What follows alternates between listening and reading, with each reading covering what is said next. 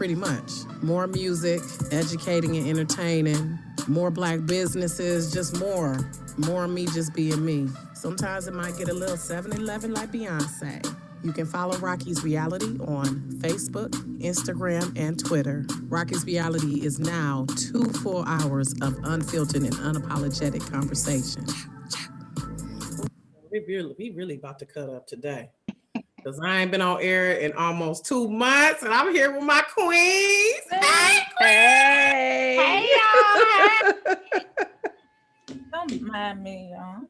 No, right, she getting her wine together because this is, if y'all have not heard, the Wine Up Takeover of Rocki's Reality. Yes! Thank you, ladies, for joining me. So right quick, I'll introduce by names, and then we'll get all into their individual stuff later. But first, I want to start with our producer, Ashley. Thank you, Ashley, for dealing with our madness and pulling our stuff up. And we know you working hard. So I have the ladies of the Wine Up here: Porsha Monique, Christen Rochon, Latrice Delgado-Macon. And as I said, our producer, Ashley West, is joining us because I said, hey, Ashley got to be on here too now.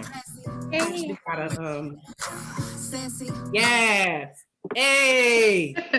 That's our music. That's our theme music for tonight. Because we all sassy, classy, bougie, ratchet. Yeah. So ladies, welcome. It is still Aries season, so I had to wear my crown. Shout out to Chris Walker of Just Plain Selfish and my shirt too. So shout out to her. It's always nice when people give you unexpected gifts. Yay. So welcome, ladies.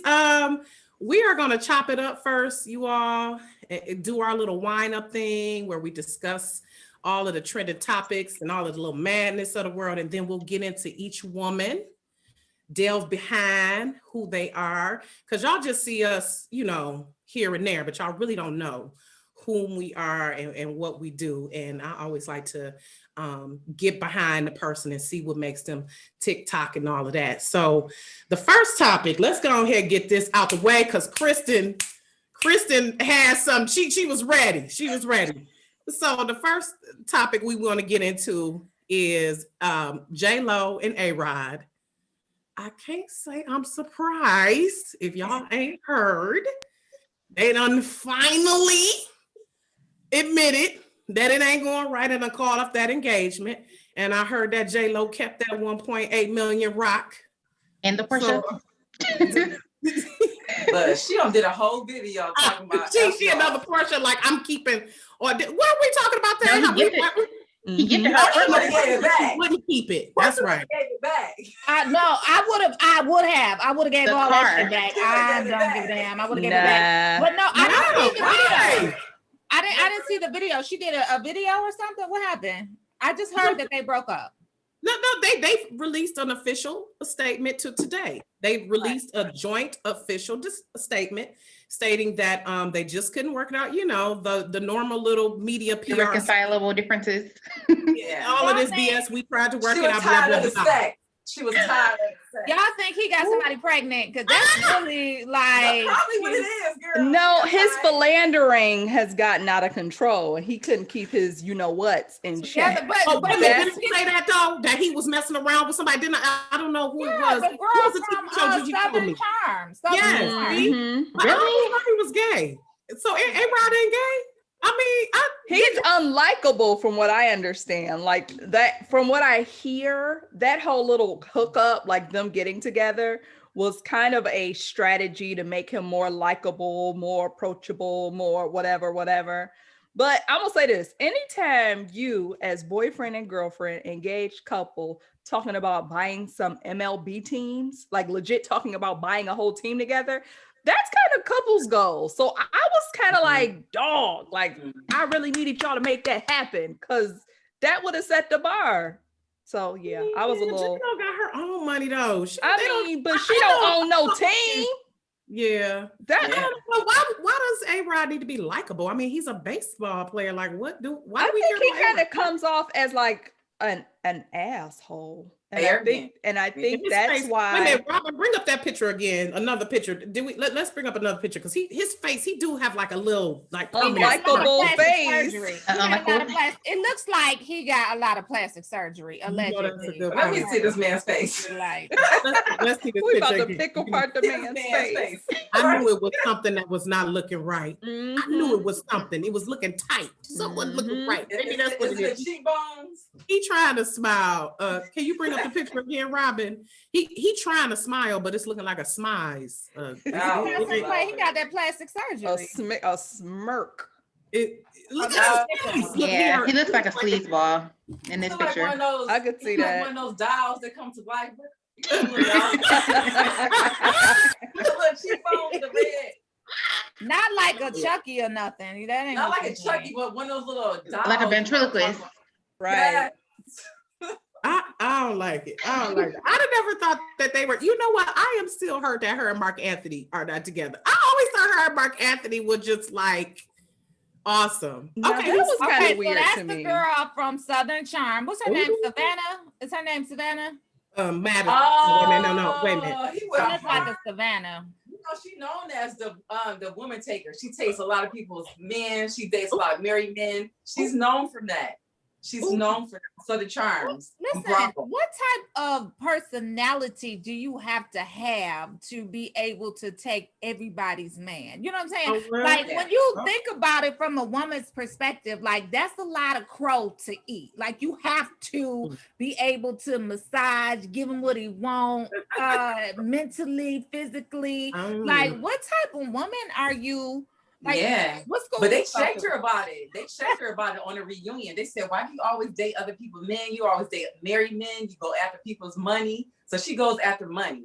So she knows what she's doing. And what did she say? What did she say, Latrice? What did she say though? Did she reply? She said, "I'm single." She just said, "I'm single and having fun." So oh, she dating them all, sis? Is that her? She's in the Lori Harvey-ish? She dating them all? yeah, she's like Lori Harvey. You know, I'm mad, and let's be clear, I'm not mad at Lori Harvey. Date them all, sis. Lori ain't But her take and nobody Michael man though. You said what, Ashley? She ain't take nobody man. She just dates a lot of guys. Right. She dates a lot of men. But do y'all think it's like low self-esteem though? Like, is it low self-esteem mixed with manipulation? I think it's a power thing. Narcissist. But she got married young. She said she got married young. She divorced when she was 30. She's like 31 or 32 years old. She got a son, so she's looking for someone to take care of her and her son. Oh, hell yeah. And A-Rod, and we know he is like probably near billionaire status. He got some show. He got some show. That clout. Yeah. Is it Madison LaCroix? Is that her name? Yes. I'm still walking my 5 miles a day, so I'm about to get all of this together. Not that I'm trying to take nobody's man. I'm just, you just need that other side of it to be right too, because they're not even attracted if that other side ain't really right. You know what I'm saying? Yeah. So, yeah. I'm on that. That's all I'm saying. I'm on that. Okay, well, I mean, she was tight. She had a little tight body, you know. Oh, is she messing with J-Lo though? I mean, J-Lo is like J-Lo is like Nobody touch J-Lo. But that's to the point. That's to the point. Anybody can get cheated on. Beyonce got cheated on. Damn, J-Lo. J-Lo got cheated on. Is 50. J-Lo got cheated on. Right, she's 50 compared to a 30-year-old. 50-30-year-old. Yeah. Sex. Ain't nobody say. Sex. Right. 50-year-old we sex. get hot flashes. We don't want you to touch us. So 50-year-old sex versus 30-year-old sex. Yeah. Right. It's totally different. He's a man with money, so he gets any and everything that he wants. And so if she's that type of woman who knows how to talk to men to get them to be at her beck and call, but also knows enough to pull back when it's necessary, then J-Lo really ain't had no choice. She ain't had no choice. Now, because J-Lo, now you talk about 30 and 50-year-old sex. I'm thinking J-Lo probably at 50, she know what she's doing. But you Experience. Okay, come on now. 30-year-old sex, we know what the hell we was doing. We thought we did. She probably does know what she's doing. But when I tell y'all, like, okay, so I got guy friends, and they will tell you like the difference between like an older woman and a 30-year-old is like the 30-year-olds, the younger women, they firm, they tight, they skin is, you know what I'm saying? I'm just saying. I'm not. But look at J-Lo. maybe the inside ain't as tight. Maybe she Oh, need a wait a vacation. minute. Maybe she need Yeah, a vaginal rejuvenation. That's I probably didn't say it. none of that. I didn't say none of that. I don't even I'm know. just saying, you talking about that skin. She was looking like good though. I mean, look at J-Lo. Look at that. She looks good. She What does. 30-year-old coming with that ass? But Come on. when you She listen, looks when you good, at a but what- woman, when you at a certain age, we don't want you to have sex like this. We like, babe, let's turn the other angle. Can you eat it right? We Babe, do you have a gotta lot to cook it. say. We do have a lot to say. And 30-year-olds probably not. The 30-year-olds is Right. probably just going along with it. Wait a minute. Wait. I'm 32. So do we? Let's talk about that. Do we believe in giving direction in a way? So I mean, come on, Ashley, you in the 30s. So I mean, come on, because life is too short to fake orgasm. I think it comes down to comfortability with your partner. You know, if you're all are in a place where you can just say what you want and how you want it, then I think that's just the bottom line, whatever age you are. Okay. Yeah, because I've been saying it. No, because young girls, no. Young girls talk more freakier. They more freakier. Like, babe, you want to go have some sex in the back room real quick? Women our age, we still want to have sex in the back room, but we like, dude, just you got some snugglers. It's just. I done lost my crowd, Lord. Okay. Right. She made me laugh.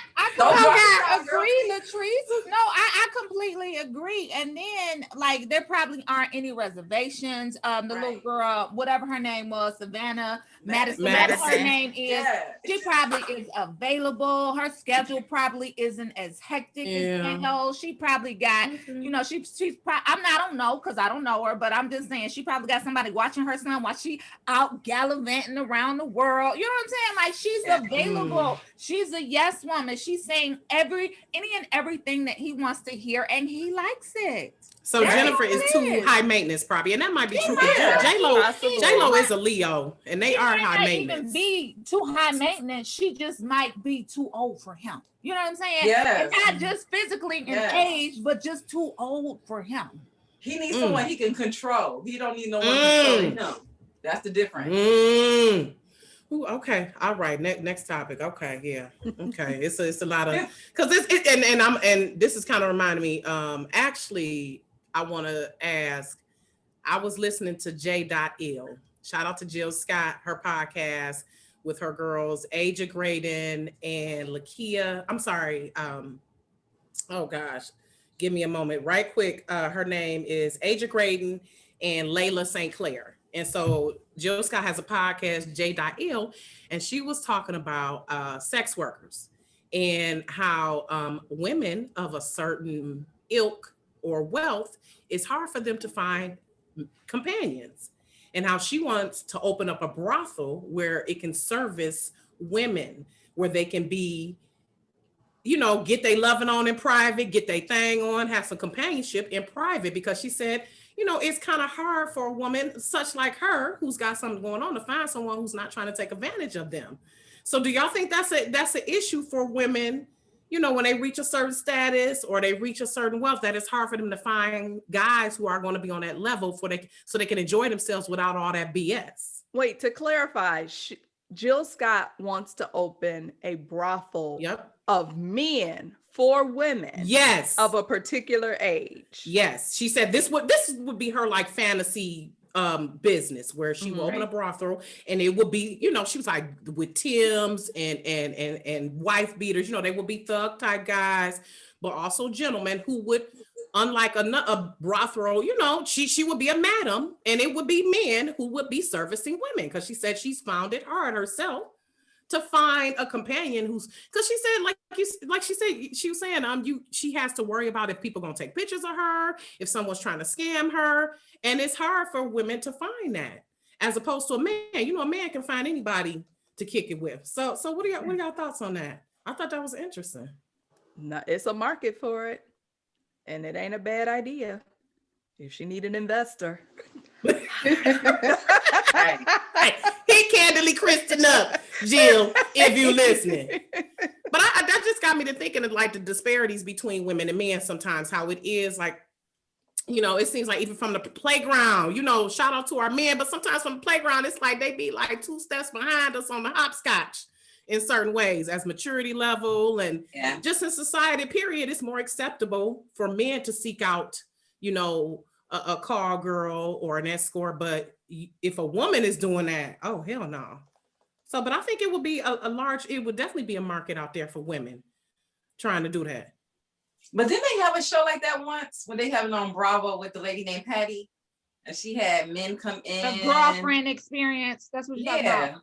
Oh, and it still didn't work because Kenya Moore was on there. They was trying to say maybe that's not what I'm talking No, about. that's Millionaire Matchmaker. Yeah, like I mean, that's like literally matchmaking millionaires with women or men. I don't think it was like a brothel type situation. That's a whole nother. And I mean, of course, she said it would be like in Vegas or somewhere where it's legal. You know, but I thought it was a unique business idea. I'm like, is this for just dating or is this for hooking up? You know, she said like, hooking up. She's like, the women would be able to get what they want and how they want it. Okay. And it would be a stable of men that she has hired to service these women. Well, so I mean, look at how many women go to Chippendales shows in Vegas. I don't know why. All of those, but I mean, male strippers, period. Y'all remember back in the day, even now, Dolo, hello. Is it Dolo? Bolo. I like the private shows more so than the Chippendales type. But you know, those things have a gang of women that I mean, they will cash out. So if you can go from third base to fourth base without having to go through first and second and third. Let's clarify. Porsha from Real Housewives. Don't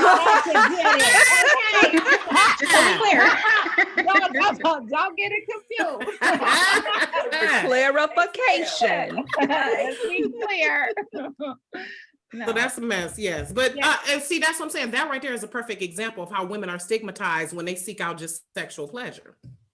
Right there. Porsha from Housewives is a classic example how they were clowning her, and it was like, what's the big deal? If she wanted to get her shit on, so what? So what? I'm really mad that they drugged that out about 8 episodes. Well, the thing is, it really wasn't. I don't even think it was a show. I think it was really Kenya just kind of. Kenya. I need a storyline. So what I'm going to do in there. I think she really pressed that storyline because she didn't want to talk about what's her divorce. Like if there's any way I could deflect my mess, then that's exactly what she did. But she's been talking about it still because the last episode she pulled Candy, and what was the other one came out the room with her? Someone else came out of the room because they were at Candy's tasting for her new restaurant Blaze, and she pulled Candy to the side like, I'm having issues, you know. So she going through it. She going through it, but she a whole mess. Kenya, you done been a mean girl. Listen, so I can't. I mean, her entire situation is something to contend with at 50 with a 2-3-year-old getting a divorced single parent, no family support, no real friends. Yeah, that's a lot. And your mama not even in your life, right? Girl, she don't seem to have any family that helps her except his cousin if they help her. She barely has any support. That's what happens when you're a mean girl. I mean, let's be clear. I like Kenya. I like undog my girl. I try to because she's a Cass Tech graduate and Michigan, you know, whatever. But no, I can't co-sign all that foolishness. The social worker in me is sad for her though, because when your mama do you like that, you gonna be some type of have issues. Evil. You ain't gonna be right.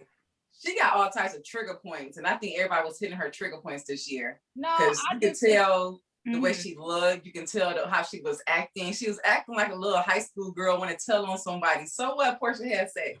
Yeah, I don't understand. It was getting on my nerves. So speaking of high school behavior, let's get on Keisha Cole and this hickey. I ain't mad at it, Keisha. I didn't see it. I must have missed that. Right quick, we're about to bring it up. So this is her on the Shade Room, and this was her pretty much. She posted a video of her neck, like next time, babe, make it darker. Her hickey. So pretty much, you know, people came for her, and she clapped back and said, "Look, you know, fuck you respectfully, pretty much. If you don't like my hickey, what's too old?" You know, she was pretty much. so obviously she sprung. So what y'all think about hickeys? I don't know. I agree with Sammy and XO Deja Vu I'm in right the comments. with XO Deja Vu. You too old to be. Yeah, I wouldn't have posted it. Like if somebody saw it or if it was in like a publicity photo, that's one thing. But to post it on my social media, I think it's a bit clout chaser. Why we posting hickeys in the first place? I don't get it. She's gonna be 40 this year. That part. And here's the thing.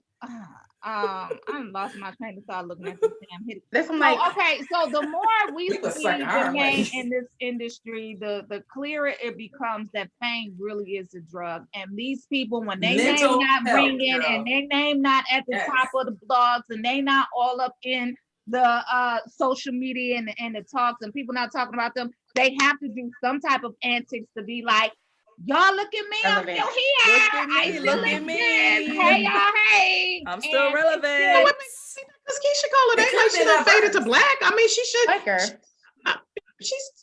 What? Well, Y'all think she was such a dud at the verses.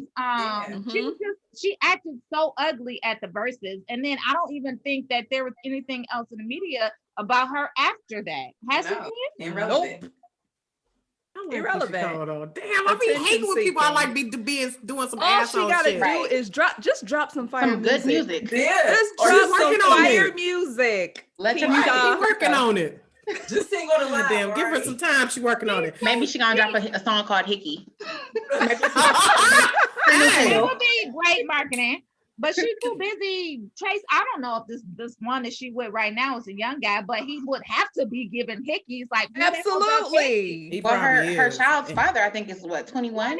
Yeah. Okay. He might be 23. He might be 23. Well, shit. So what? What's the difference between 21 and 23, especially when you about to be 40? Hey, but them young boys got that stamina. That's what it is, though. That's that young. They make you fertile. Woo! It's the D, like Jasmine Sullivan said. It's the D. It's the D. Look at this. I'm getting too happy. Girl. It's the D. It's the D. It's the D. Okay, so yeah, we agree that it's a little bit too old. Even though I ain't mad at Keisha Cole, do your thing, boo. But I do think I ain't had no hickey since I was like, girl, 14 maybe. Damn. And I remember putting the toothpaste on it with the damn cold spoon to try to get the shit back right so my mama wouldn't see it. Ooh, shit. Put a turtleneck. She gonna hear this later, like this little heifer.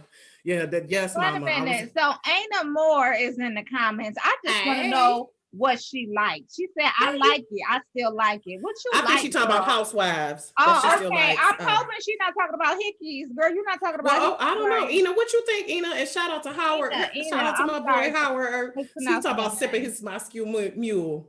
Shout out to everybody on Facebook. Ray Young. Hey to my sis Tanya. Hey. This is entertaining. I'm glad you entertained. We I can't see all those comments. How come I can't see all those comments? I did. I've been on it the whole time. Hey girl, hey Melissa from Dallas. I need to come down there and see you, girl. Hey girl, hey. I have not been there to Texas. That's so okay. So all right, but serious note, I need to shout out everyone who supports Black Maternal Health Week. The week of the 11th through the 14th, April 11th through the week of the 11th through the 14th, or this week is either this week or last week was Black Maternal Health Week. And just earlier this week, shout out to President Biden and VP Kamala Harris. They issued their first proclamation, pretty much saying they're getting behind Black Maternal Health Week. So I'm hoping some programming is going to come from that because Black women die 3 times more than white women from childbirth related issues and childbearing. I mean, y'all see, they almost took Serena Williams out. I mean, so, and just women, period, make sure that we are advocating for ourselves. I see the comment. Girl, make sure that we are advocating for ourselves. She was talking about. That's what I thought. So you was talking about you like hickeys? She said, no, baby, I like my hickeys. Okay. That's what I thought she was talking about. All right, girl. Okay, so again, Black Maternal Health Week.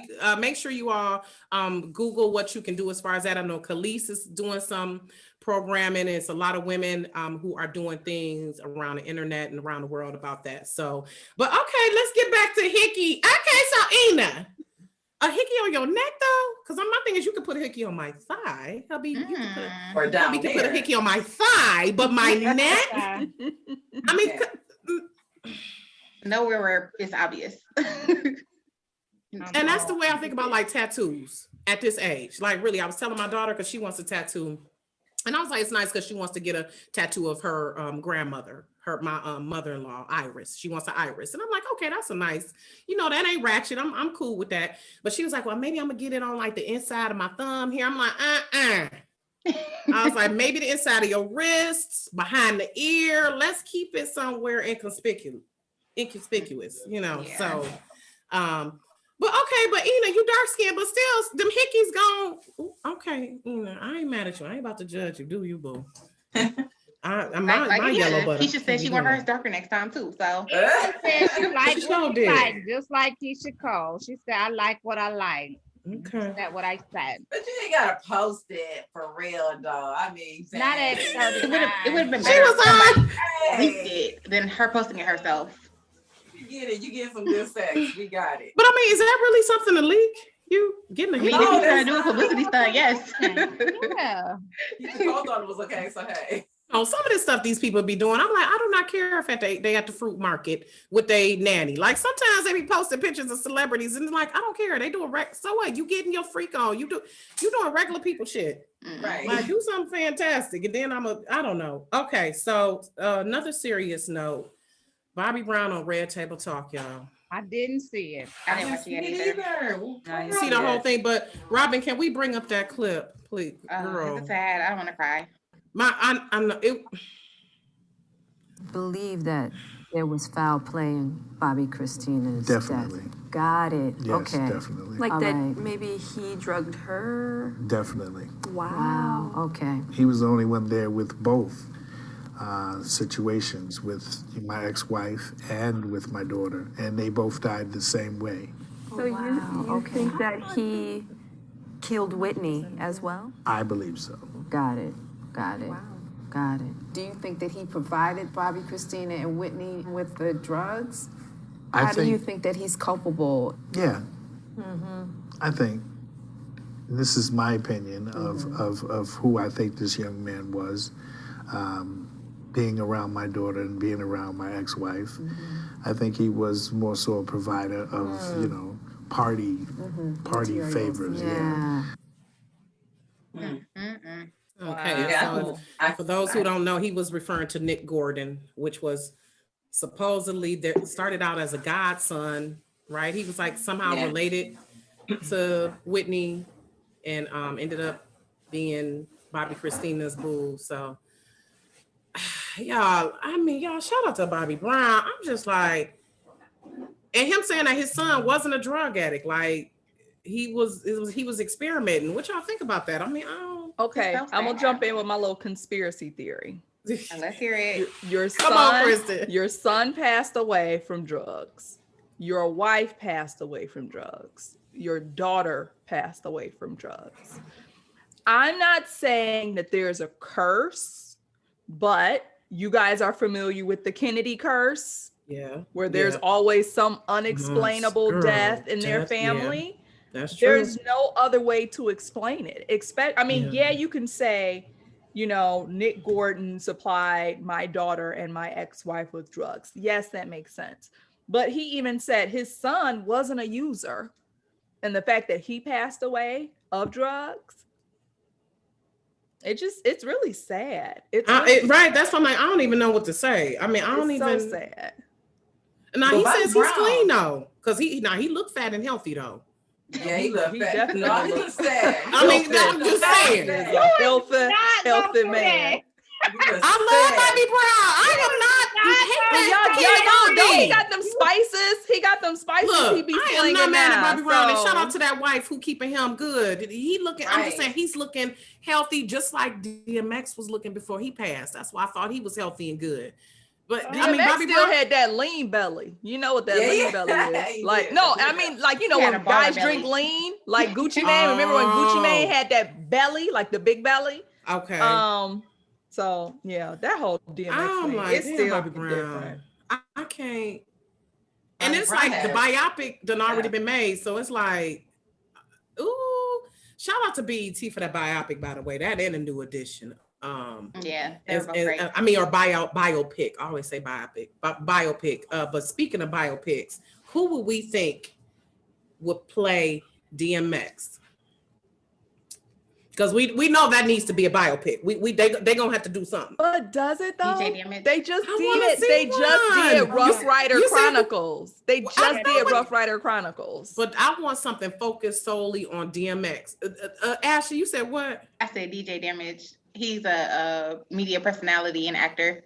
Let me bring. Robert, can you bring up his picture right quick? He Let's actually Google DJ looks- Damage. Is he that actually looks like- DAMAGE? Yeah, he actually looks like the late Merlin Santana though. But I think that he would play a good. Oh, that was another sad. death. I want to say, hey girl, hey to D Shields. Hey girl, hey. Hey D. D is always on all of our shows. Thank you for supporting. And then Rod Kapanga said, I never knew about a lean belly. I didn't either. Yeah, I know. So yeah, right. Come back, and while she's pulling up DJ Damage pick. Explain this lean belly, Christen, because I know, like, is it kind of like the beer gut, similar? It's like the you beer gut, yeah. Like if belly. you look at what's that guy named Kodak Black, he has one really bad, or had one really bad before going to jail. Definitely, if you pull up old pictures of Gucci Mane, he looked like he was like 9 months pregnant. Before Keisha Yeah, like Cole. 09. No 09. embellishment at all. Yeah, he had that. It's a lean belly. That's what they call it from drinking that lean. We used to call it a baller belly. Baller belly. I think baller belly and lean belly is a little different because I think the lean belly sits lower. Like, it looked like you pregnant. Okay, this is DJ Damage. Is this who you're talking about, Ashley? Yeah, that's what I'm talking about. Rough enough. So we talking about Rough Riders DMX, right? We're not talking about. I'm talking about DMX. Rough enough. Disagree? D Where the said, hood at? D DMX. said there's His a hair twin of X in Rough Riders. She said DMX has a twin in Rough Riders. I don't know who that is either. Y'all seen him? Who? I guess somebody from Rough Riders? Somebody from Rough That Riders. his not drag on. He didn't look like him. Speaking of drag on, Shout out to Drag On. Drag on. Man, shout out to E. Shout out to whole Rough Riders crew. Shout out to Eve. Ooh. Can But somebody damn, I'm so pull up mad. Drag On? I don't know who Drag On is. Girl, Google. He's part of the whole Rough Rider. Listen. Girl, that whole era was If just you like. that whole era, I was listening to Rough Riders Ride or Die 1, Girl! Ride or Die 2. When I Yes! tell you, no, I was listening to this like months ago, like still bumping it. Like I still got them CDs. yes. Oh, Girl. girl, you still got them CDs. CDs. Hold on. Wait a minute. Oh, this is Drag On. Hold on. He Yeah, he can do that. He can do that. I mean, his hair shaped a No, little. that was a long time They nose ago. look the That was a same. long time ago. Hello, that was a long time ago. Oh, He don't he look probably nothing like like that 69 right now. Uh-oh. Drag On don't look like that no more. Drag On look like he Nothing done like got that. dragged on. Like Wow. let's Is he looking like Gollum from Lord of the Rings? No, My he precious. just looked like life done hit him. So let that man Lord. breathe. He looked like he done got dragged. He didn't got dragged on. Oh my by god! life. I don't know. Okay, so okay, DJ Damage. Somebody said Michael K. Williams. Robin, if you can pull up a Michael K. Williams, the guy from The Wire. His name is Gator. They G could said do his that. name is Gator and Rough Riders. Gator Rough Rider. Oh, well, okay, we'll pull him up next after Michael K. Williams. I guess I could see Michael K. Williams. Yeah, And I could see him bringing like some serious acting chops to the role if he Yeah. did do it. Man, he better do it right. Like, Ma, don't fight. You better say it just like that. He would do it. He would kill it. Gained a little weight too, though, because he's always been on the skinny. Well, Oh, him. Okay, absolutely. you think He so? would kill that role. He would Yeah. kill that role. Absolutely. Okay. So, and then we had Makad Brooks. He used to be on Desperate Housewives, and I forgot what else he's been No. in.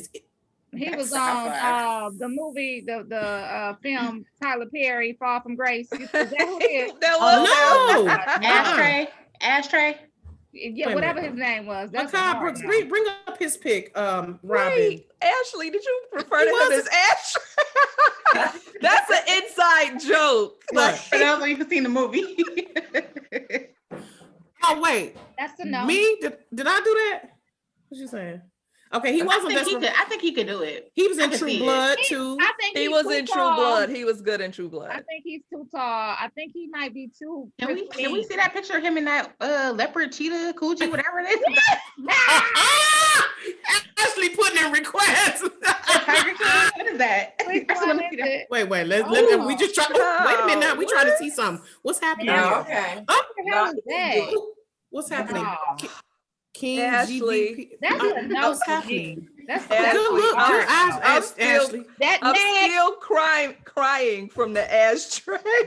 He was a mess in that movie. I wanted to fight. I wanted to come through the screen and just. That was the name of the movie, Ashtray. No, what was A Fall from Grace? That was that Tyler Perry movie where the lady got set up and the guy was abusive.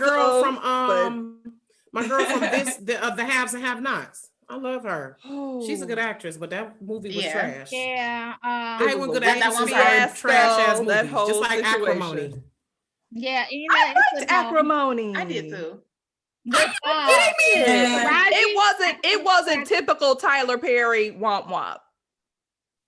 When you compare Tyler Perry womps, it wasn't that bad. Well, Tyler Perry getting better, y'all. I love Tyler Perry. I'm mad at Tyler Perry, but that we are rooting for Tyler Perry. But let's be clear, we know what Tyler Perry delivers. No, but I don't like that when he talking about giving you $10 million, you still mad. If you don't get the hell on, heifer, he giving you a $10 million check and you still mad. I'm talking about Taraji in the movie. That, she was mad. Wait. She didn't want it. Remember, she did not want the check. In Acrimony. In Acrimony. Yeah, that wasn't what she wanted. She wanted her like that. Look. I'm mad. That's why she, you know what? But anyway, so okay, back to the give me the money. Right, exactly. Thank you, Latrice. Shit. Fuck all this. Oh, I want respect from you and all I did for you. No, thank you for giving me the and he bought back her family home. Like, come on, what else you want? So wait, this was like a thing? Like this was like known? This was what are you talking about? I'm talking about an Acrimony. An Acrimony. No, I'm sorry. I'm missing this. I'm thinking Tyler Perry did all of this. In addition to the 10 million. I'm like, wait a minute. How No, I'm sorry. This was in Acrimony when the ex-husband finally got on with the battery. He gave her the 10 million. He gave her a check for 10. He offered her a check for $10 million. And he bought her family's home back that she had sold. But she was still mad because he was with the new chick. Because she was ticky. But it wasn't just the new chick though. It wasn't just the new chick. Well, what else could it be? Well, she was crazy. That caused let's start with that. She was ticky boom boom. Let's start there. Be clear. I'm just saying. But okay. Then let's finish up Acrimony, and then I want to come back to DMX. But Acrimony, still, why was she crazy? Because they just showed her as a bitchy ass teenager. They didn't show any family trauma. They didn't show anything happen to her. Why you just wake up mean? He was the trauma. Yeah. No, she was crazy even before she met him. Because when she met him, she was a stank acting ass. Well, I think what was your problem? She crashed her car into the trailer, right? Yeah. After she met him. Okay. After she met him. Yeah. Y'all go. After she found out he was cheating. Yeah. It's still crazy then. I was just like, that's one of the things where you just need to let his ass go. She was kind of like I don't want to say neglected child, but it was like 3 sisters, and she was like the one that kind of was like not getting as much attention. No, but I thought she was the most successful one out of her sisters, though. Exactly. Because the one married a loser. Yeah. Yes, exactly. Like had a business. I remember the husband messed it up. I would have ran with the 10. Ina says I would have ran with 10 million exactly because that would have been about like 6 or 7 after taxes. And D Shield says Acrimony was a real life story. Yeah, it was because heifers be stupid in real life. It was like a real life story. Hell yeah. Okay. Yeah. Okay. So back to wait. Ray said she was not crazy. She just felt like he owed her everything he had, and he did though. Mm-hmm. He sacrificed a lot for that man. She crashed that car. Crazy. Porsha, let's go back to he felt like he could just pick up and leave and robbed her of all her good years. That's what we're talking about. See, this is where women be getting caught up. We be trying to hold on to old shit. Keep it moving with the $10 million, heifer. You could have built a whole new goddamn life. Yeah, his ass. Found you a man who appreciated you. Get out of here with that. See, we be trying to hold on.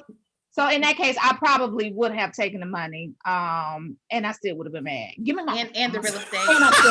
Exactly. Okay, be mad though. Please. But I'm gonna be mad in the Dominican Republic somewhere or in Fiji with my new man. Be mad no more. I'm not But gonna be mad no more. they didn't have children though, right? They didn't have kids. They didn't have no kids. Nothing. She couldn't have kids. Just went on their own thing. She couldn't have kids because of the accident though, with the same woman that you're not with. He did her wrong. Yes, y'all. Her mom, she changed. Yes, I get that.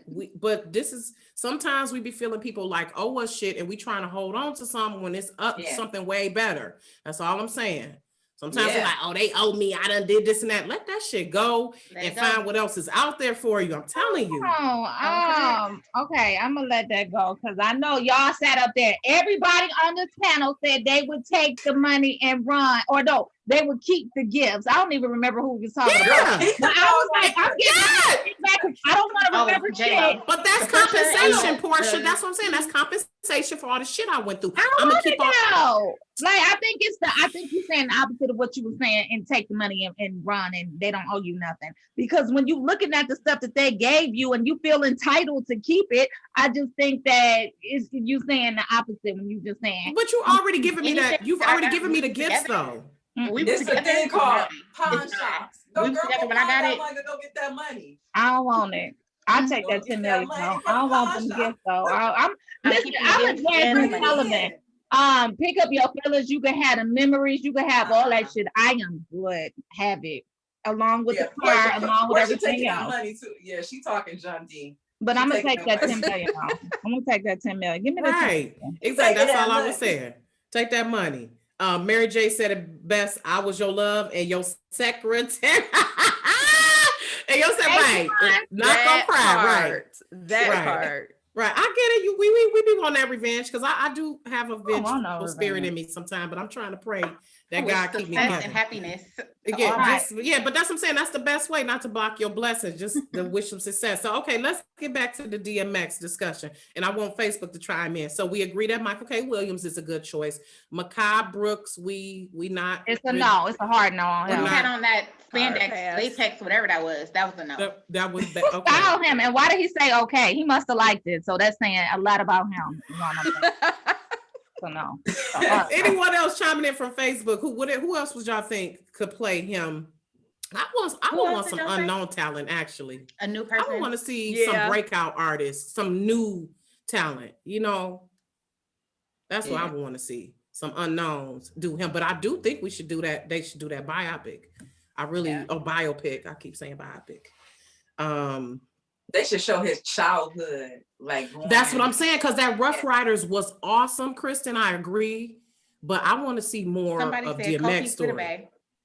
You said what, Ashley? Never. They said Kofi. I don't think he got the grit to do it. I don't think he has that. I think it would test his acting chops. He's not believable to me. You know what? Ralph Angel can cry. Y'all don't like Ralph Angel? He can cry his so quick. Ralph Angel. Oh no, I don't. Not at all. Not at all. He reminds me too. I mean, he's handsome. He is a handsome man, but Ralph Angel, the character, just reminds me of like the spoiled baby boy. He is getting better, y'all. He's getting better. What about speaking of spoiled baby boy? What about Tyrese? What y'all think about Tyrese? Y'all think Tyrese do it? Heck no. Tyrese acting get on my nerves. I just want to see him in Fast and Furious. That's it. That's it. That's it. Ray. Me and Ray thinking the same thing. Ray said, "What about Tyrese?" No, sorry, Ray, but no. Tyrese. Oh yeah, no.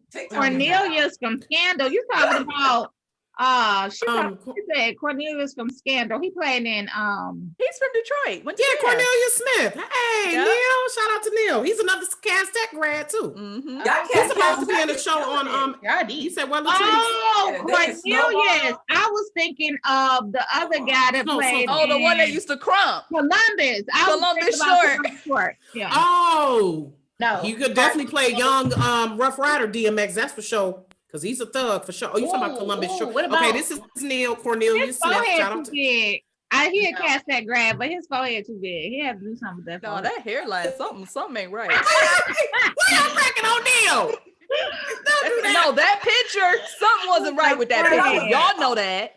Something wasn't quite Y'all right. don't do that to Neil. I love me some Neil. He used to date my best friend, little sister. I love me some Neil. Shout out to him. Shout out to the D, but no. And shout out to him. He got a new show coming out on Apple TV. Okay, so not Neil, but Columbus Short. How? Because he too short. No, I was confusing the guy that was just on with Columbus. He's not dark enough. Ina says he's not dark enough. But you know, people, the complexion, the person don't never look like exactly like the person anyway. My thing is, no, you gotta play DMX. What about Luke James? No. No. Shout out to him because The Shy is about to come out, so we don't like Luke James either. Some D Shields said Onyx, Sticky Fingers from Onyx. No. Maybe see. Well, wait. Eyes going this way. Oh, you know what? That's Luke not James. I could look at some Luke James all right here. No. He plays a brilliant role in The Shy, by the way. He has him a transgender boo. What about Trevor Jackson? No. Trevor Jackson.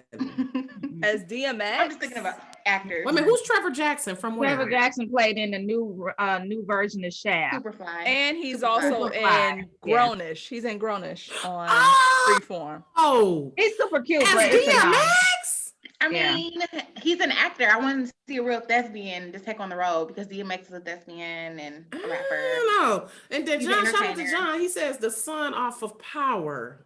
Somebody said all no. right, Trevor, but I wonder what they be thinking when they be doing these photo shoots. No, not like, do they, that's not do they be thinking like that's the look right there? Let me put this chain in my mouth. Baby, she like, he probably like, I'm about to hit him with these. Wait till I get him. Wait, just wait.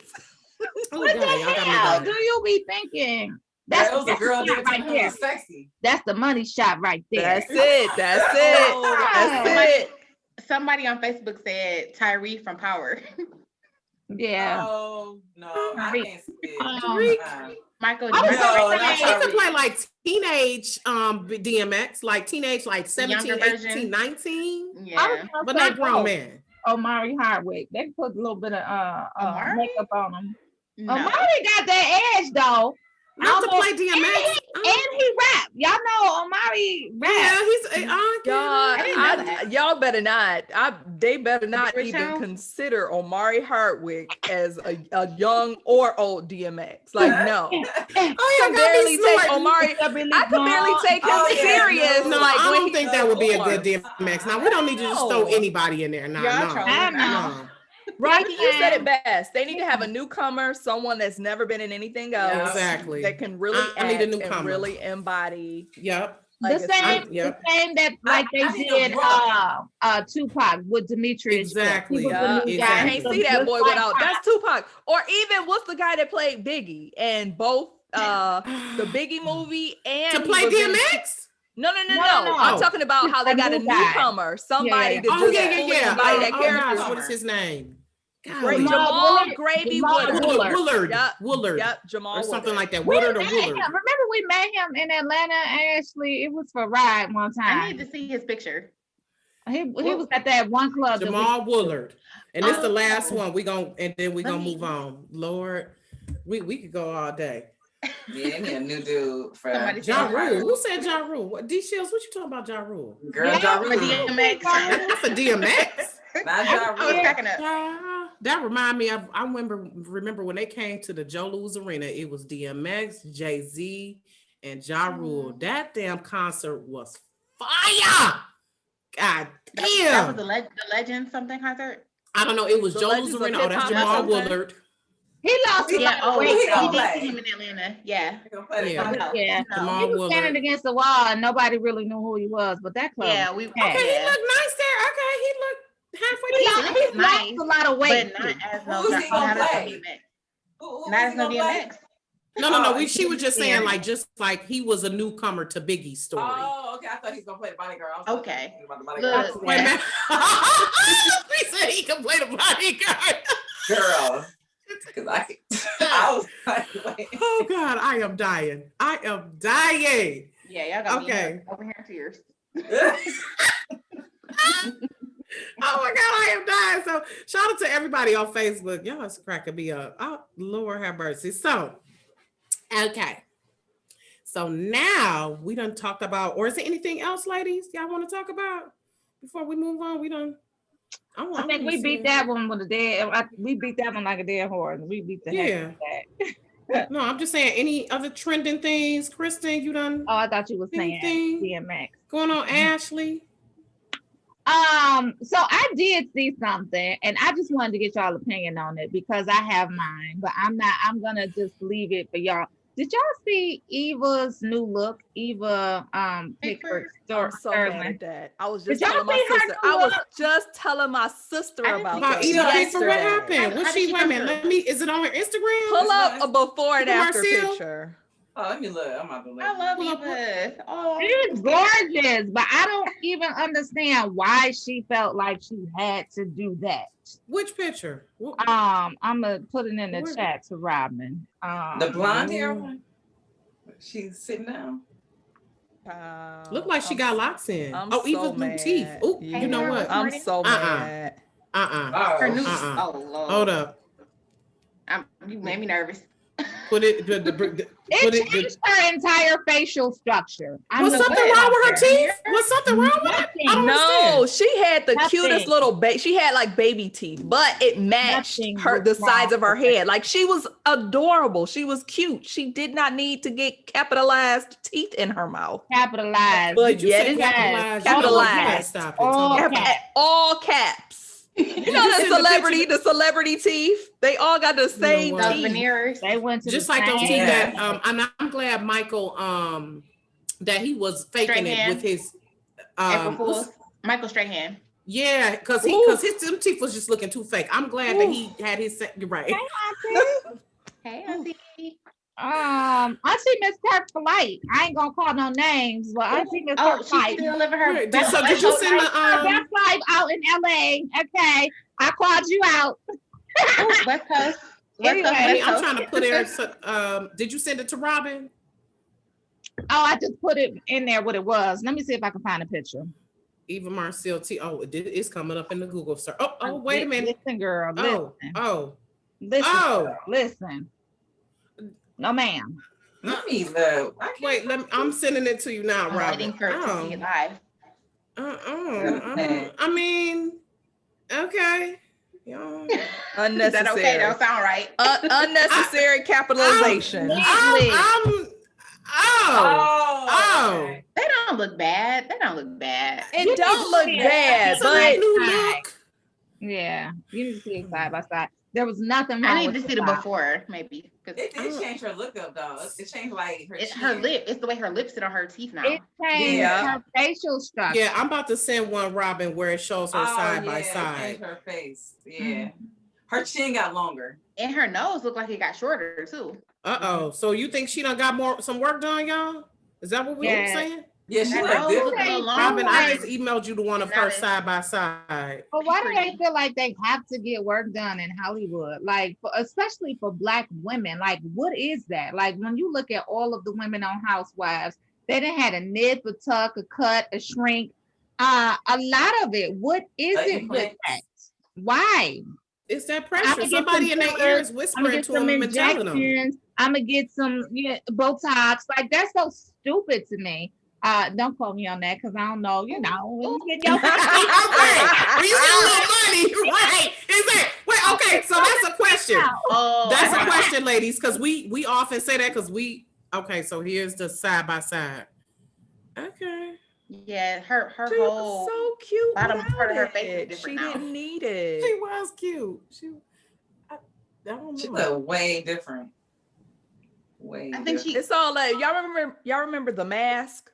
What's my man from Drew? Yes, y'all know what I'm talking about. Jim Carrey. The Mask. Why was I thinking about the mask from back in the day? My bad. No, not that one. Jim Carrey with Cameron Diaz. Yes. Okay. Everybody got them Hollywood mask teeth. Yeah. Not a good look. T.I. got it too, right? T.I. D Shield said it's a glow up, but she didn't need it. Exactly. But now we say that when we say that because we like that costs money, but think about it. If you were a celebrity, what would y'all get done? To be honest, nothing. You wouldn't get nothing done. I'll get a mommy makeover. A mommy makeover? I'm I not. might get some Botox right here. Okay, So here's the thing with me, y'all. So everybody that know me know I got keloid skin. So I'm scared to death to get anything cut on me. So it's just a no for me all the way around. It's just a no. Nothing. I don't. Not a little lipo sucked out of the love handles. No. Pick it up. I'm gonna tell you right now. Give me 5 years. In 5 years, I'm either having a mommy makeover from popping out a kid, or I'm having a mommy makeover without the mommy and getting the whole BBL situation going on in here. You said BBL. What is that, Christen? I don't know. Booty, butt, lift, lipo, just whatever I need. Right, just go ahead and build a body, because in my 40s, if I don't have no kids, I'm about to live my best life. Yep. See, and people saying on Facebook, white people in Hollywood define beauty. Yep. John. Ina says my boobs lifted and fat out of my thighs. Okay. Yeah. And my rod says I will run real quick, Ina. I'm gonna have a solution for that real quick. 2021 is coming. I'm gonna have a solution for that. You ain't gotta get no surgery, girl. I'm gonna have. And that's the thing too. I would do like non-invasive. I would do the suction. Right. I'm gonna need inside intel. What's up, Porsha? Right. Wait a minute, we about to come to y'all around to y'all individual thing in 2021. We gonna birth it. Absolutely. Okay. And so Ina says my boob. Okay. Ra said I would run to the spot if I had to loot boob, stomach, and lipo. Okay. Scheherazade, hey Sherry says when money isn't a barrier, that's when the work starts. And Ra says yes, Christen. Yes, Porsha. I can't do it though. Yeah, I just got a different situation than everybody else. I have keloid skin, and even when I did get my keloid removed, it grew back like it's still here. We still here. So, it's a no for me. Yeah, that's okay. Yeah, and I remember that the one you have on your arm, and were like, it was this little. It was this little. And I was like, oh my God, I can't believe this is on my arm. Everywhere I go, people ask me what it is. So I'm going to have it removed. That's exactly what I did. Thought you was doing something. And it was like, blah, blah, we back, bitches. Hey, hey, everybody. It looks like a burn in a way. You could have faked and said I got burnt. Girl, no. No. On a side note, Ray talking about, I'm scared to hear if you have ever had surgery, you're entitled to compensation. Listen, yes. They're going to be saying that about the vaccine too in a second. Ooh, don't do that. Ooh. If you had Johnson & Johnson, you might be entitled to. Girl, I don't know why people get Johnson & Johnson. Yeah, I'm scared. Let's talk about that right quick and get that out the way. So, okay, I know, Christen, you've had yours, right? Both of them. Pfizer. Holler at me. Okay. Okay, so I'm on the fence now. I know definitely when I get it, I'm veering away from Johnson & Johnson because again, I don't want to hear this class action lawsuit commercial 5 years from now. Exactly. I'm not all of them. Yeah. So what? Okay, you got Pfizer, Christen, and you good? Like, what was the reactions? What was? Oh, I had my first shot. Only thing I had was a little bit of a sore arm, but the shot didn't even hurt. Like, and I was like, okay, tell me 3, 2, 1. Like, I was one of those scary people. Like, I don't want to see you do it. But the only thing, I didn't feel the shot. Probably by that evening, I just had a little soreness in my arm. But by the next day or two, it was done. So you didn't feel all fatigue and I didn't feel fatigued. Nope, didn't feel fatigued, didn't have any side effects, nothing at all. The second shot, that's what I was nervous about because they were saying, you don't really feel side effects on the first shot, but it's the second shot that gets you. The second shot, I did feel the needle prick my arm and it did. And I was like, oh, okay. But other than that and the soreness, nothing, no problem. Now, what I hear is, because I have friends that have had the Moderna and friends that had the Pfizer, but they both had COVID in the past. And what they said is that second shot, they did have like body chills. They did have extra like fatigue, but that subsided over a few days. A few days though? Body chills though? Yeah, I mean, like 2 days, I know, but... But see, I think that's different if you have it. Like if you've had it, your body's going to react different than if you didn't have it at all. Rara says, she said they can't do talc powder right. I did Pfizer second end of the month. Okay, so you got your first one, Rara. Sherry says, I got my first vaccine on April 3rd and started having symptoms 24 hours later. 6 days later, I tested positive for COVID. But they which one did you get? No, this is the conspiracy. This is the theory too, that is people who get the damn vaccine getting COVID. Now that was a dispel. No, see, the myth is that the vaccine has the live virus inside of it. That's a myth. That's not true at all. So you're not getting injected with the virus in order to fight the virus off. That's not happening. But whoever said that J&J couldn't get talcum powder right, that part, listen, I thought about that the entire time. Sherry, which one did you get? I'm not. Okay, so Sherry says she got Pfizer at Ford Field and possibly came in contact with someone positive while there. You know what? But they're not testing people before they get these shots, though. So the people are probably already positive. No, they are testing depending on where they're going, I guess. Because I didn't get tested. I didn't get tested before going. Oh Lord, y'all, my head hurt. I'm gonna get it eventually. I ain't ready. I'm not ready yet either. I give myself like a 5-year plan. I'm about to keep taking my vitamins. Every day I take my apple cider vinegar gummies. I'm taking elderberry gummies. I take zinc, vitamin C, and vitamin D every damn day. And I drink my tea. I'm gonna get it eventually, but I don't know. My mama's a nurse, y'all. So I come from, even as a nurse, my mother as a registered nurse told people stay out of the hospital. Like go to the health food store. Like I don't know. I'm nervous. Porsha, you gonna do it or what? I did it. So send that to Robin. I thought I had her number in my phone. But that's what happened to my arm. I'm about to show y'all what happened to my arm. So you can see. This don't look like the one. Okay. So you can see a clear. What am I saying? So you can't necessarily see that it's red, but you can see a clear distinction between my regular arm and the raised part of my arm. That's when you're talking about this one. You got the vaccine. Second shot. This is my okay. Shot. Yeah. Okay. And so I'm sending it to you now, Robin. It swelled up. Half of my shoulder was red. The top part looks bigger. Red to the top. The whole line. It was itchy.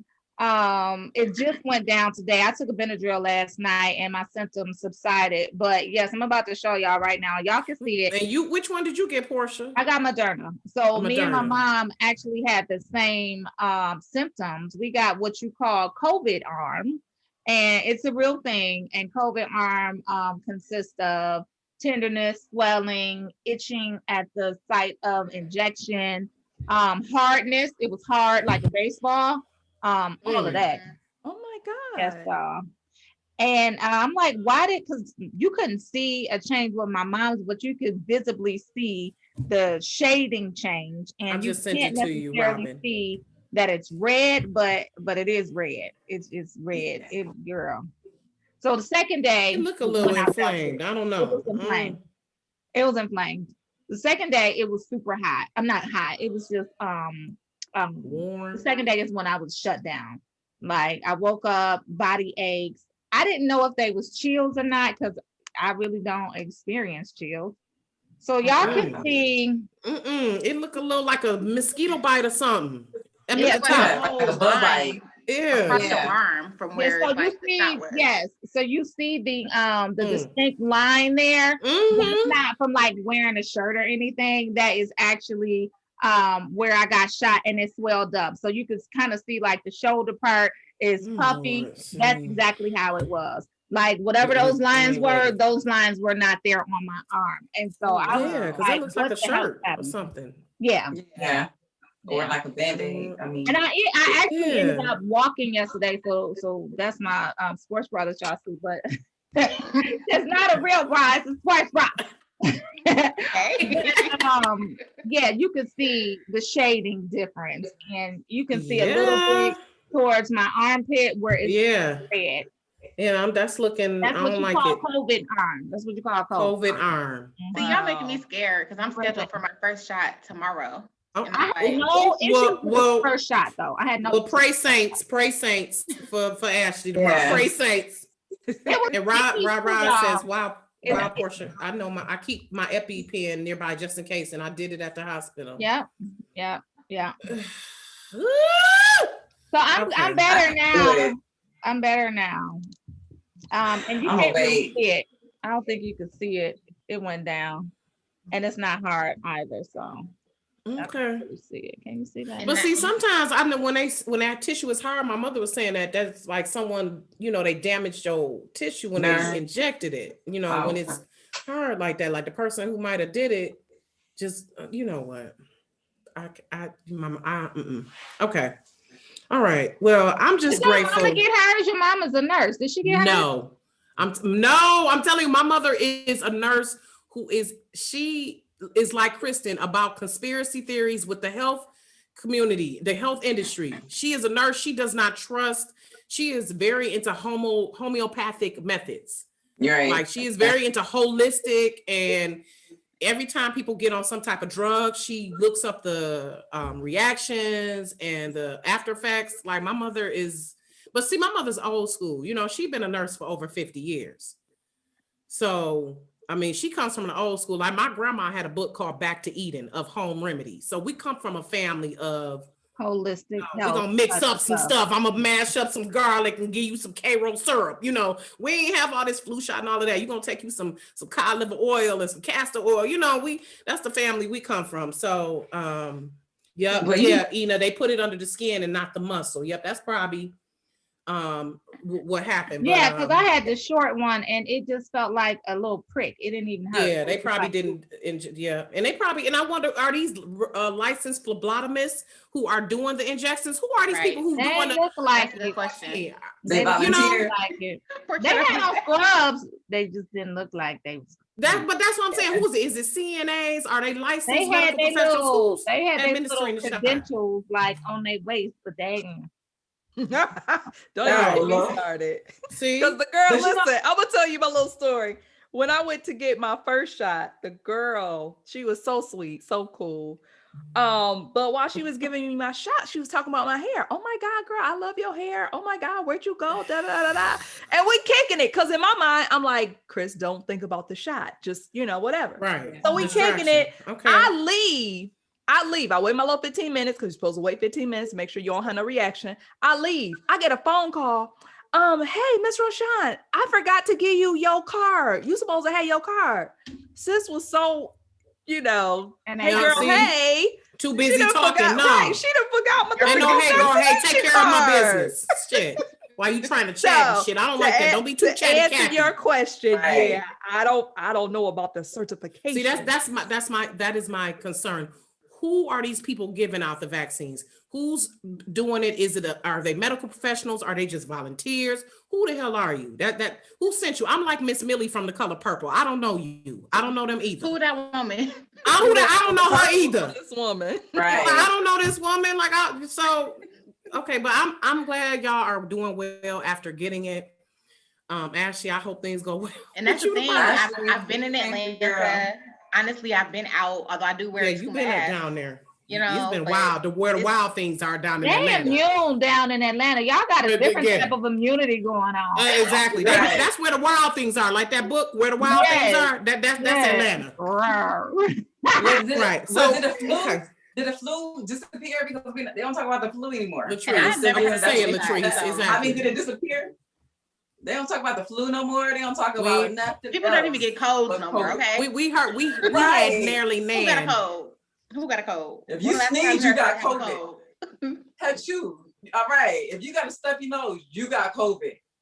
Don't come out spitting because you got COVID. I mean, where's the flu? They don't talk about flu anymore. Exactly. See, that's what I'm saying. And Sherry says at Ford Field they all had on Army fatigue uniforms, but who knows if they were qualified? Not Army fatigue. No, that was probably the national. No, I think that was the National Guard. Okay, so they were. Oh, wow. Were they the medical unit of the National Guard? Yeah. Or what? I got questions. We could send the hospital, so they got to have the National Guards on us. I got questions before I go. I'm gonna investigate more. Okay, ladies. So let's shift a little bit and get a little bit into the ladies. I'm so excited. I just want to say, shout out to Porsha Monique. She knows she is my boo. I love you and appreciate you.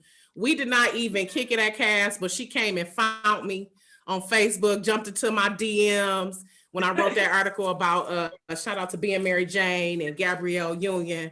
I wrote that article, We've All Been Mary Jane, which ladies who have watched Mary Jane know at some point in your life, you've either been Mary Jane or you've known a Mary Jane or you felt like you wanted to be Mary Jane, okay? And those who've watched the show know that Mary Jane was a successful woman and she was living her life, doing her thing. She was sexually free, but I loved how the show also dealt with real life issues. So when I wrote that, Porsha jumped into my inbox like, you want to come right for Rolling Out? I was like, okay, I guess. I don't know, but okay. So pull up the pic right quick.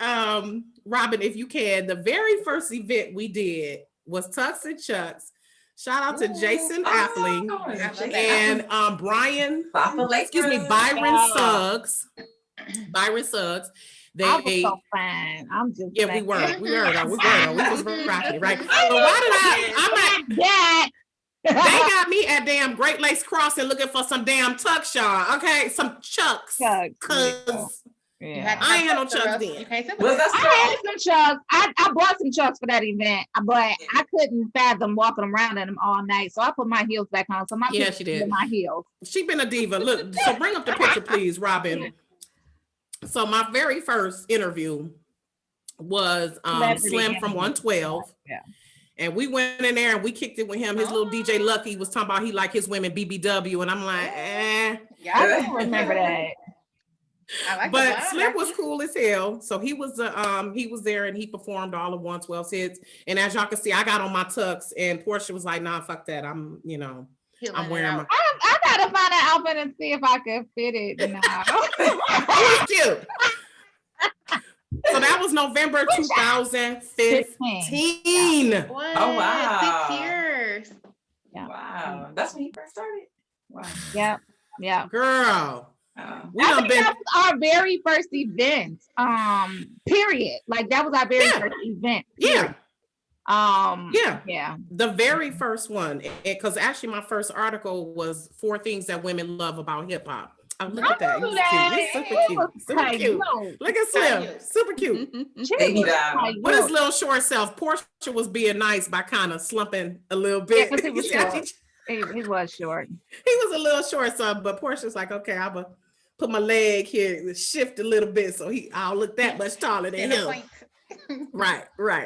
But yeah, that was our very first event, Tux and Chucks, and shout out to Shakita Yvette of Kicks for Kids, and that was a fun ass time. That was, I have to say, out of all the events we've covered, that is one of the best organized ones, Tux and Chucks. Would you agree, Porsha? Like they are. Every year they will be on point. I don't know, Christen, if you've ever been to Tux and Chucks. I've never been. I've always here. Go. Yeah, it's always held here around Thanksgiving time. I think it's like Black Friday. Yeah, Black Friday. So great event where they honor local business owners and nonprofits and all of that. So and we were Porsha was just starting like me, and I just really admire how you took me under your wing, and you was acting like a stank ass sometimes, but I was like, okay, I'm gonna deal with her because I know she a Capricorn. That's how they do. But I really appreciate you for toughening me up and making me resilient in this industry, Porsha. I really admire how at times when I would be whining and fussing, you like, look, okay, get it together. Yeah. So I've really learned a lot from you, and that's why I wanted to have you ladies on, because I really just appreciate you. And it just shows how things come full circle, because we went to Cass together and we did not run in any of the same circles, but it's like now we've come back together, and we've been doing it for Rolling Out Detroit, baby. We've been holding it down for them. On the map. You know, we put that on the map. We put that thing on our back, and we put okay. So when do we start? What? So when we started the wine up? Oh, you know what? Let me find that. Let me find Yeah, that. because we actually, and that's another thing we could. Yeah, that's another reason why I asked you ladies on, is because we started the wine up a year ago. Oh, well, Porsha actually started the wine up. She called me and was like, "What you doing?" I'm like, "Shit, I was doing one of my 50-11 damn recipes last year during the lockdown." And she was like, "I want to do a show on Sundays." I did not sound like that. Don't do that. Don't she sound like that? That's how she be talking. I want to do. And I was like, "Okay, let's do it." Then she said, "I'm gonna have Christen and Latrice." I'm like, "Hey, okay, let's do it." Because I remember meeting Christen at Shane Park, and I miss Shane Park. Goddamn, I know it's Aretha Franklin now, but I'm always calling Shane Park.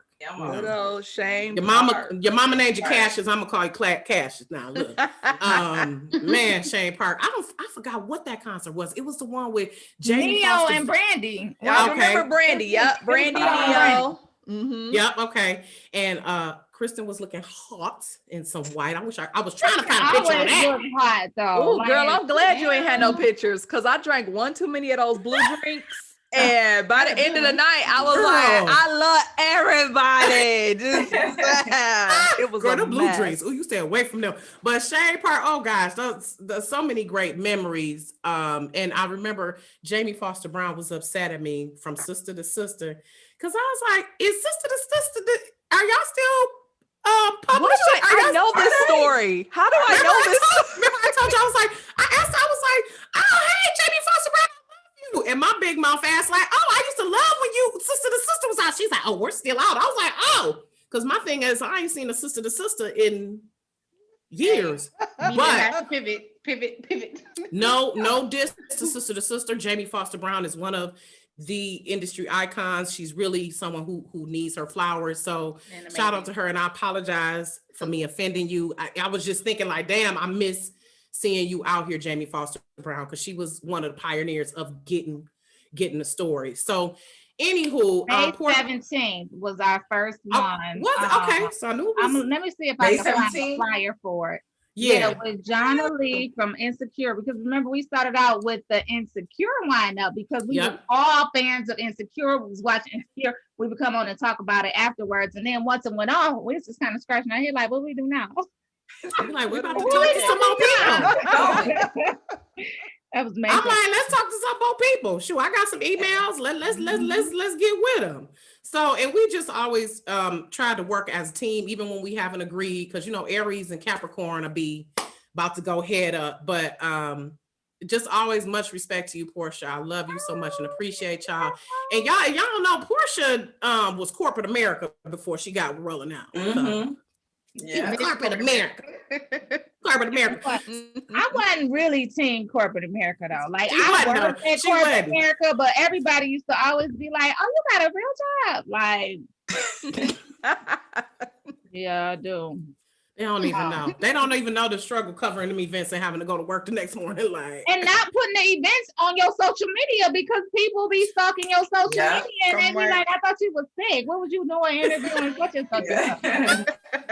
Right, your ass at the spot. So Porsha done interviewed a little bit of everybody, including who, like Jamie Foxx, Escape. Jamie was all in my grill though. Yes, he was. He was getting on you. That ain't no lie. Y'all go check the tape. Yes, and Blair Underwood too. I remember when we met Blair Underwood. Shout out to Marlo Stoudemire. Listen, Blair Underwood. He was trying to get y'all. He was trying to get in them draws. Okay, he didn't even care that I was standing there. He was like, your lipstick.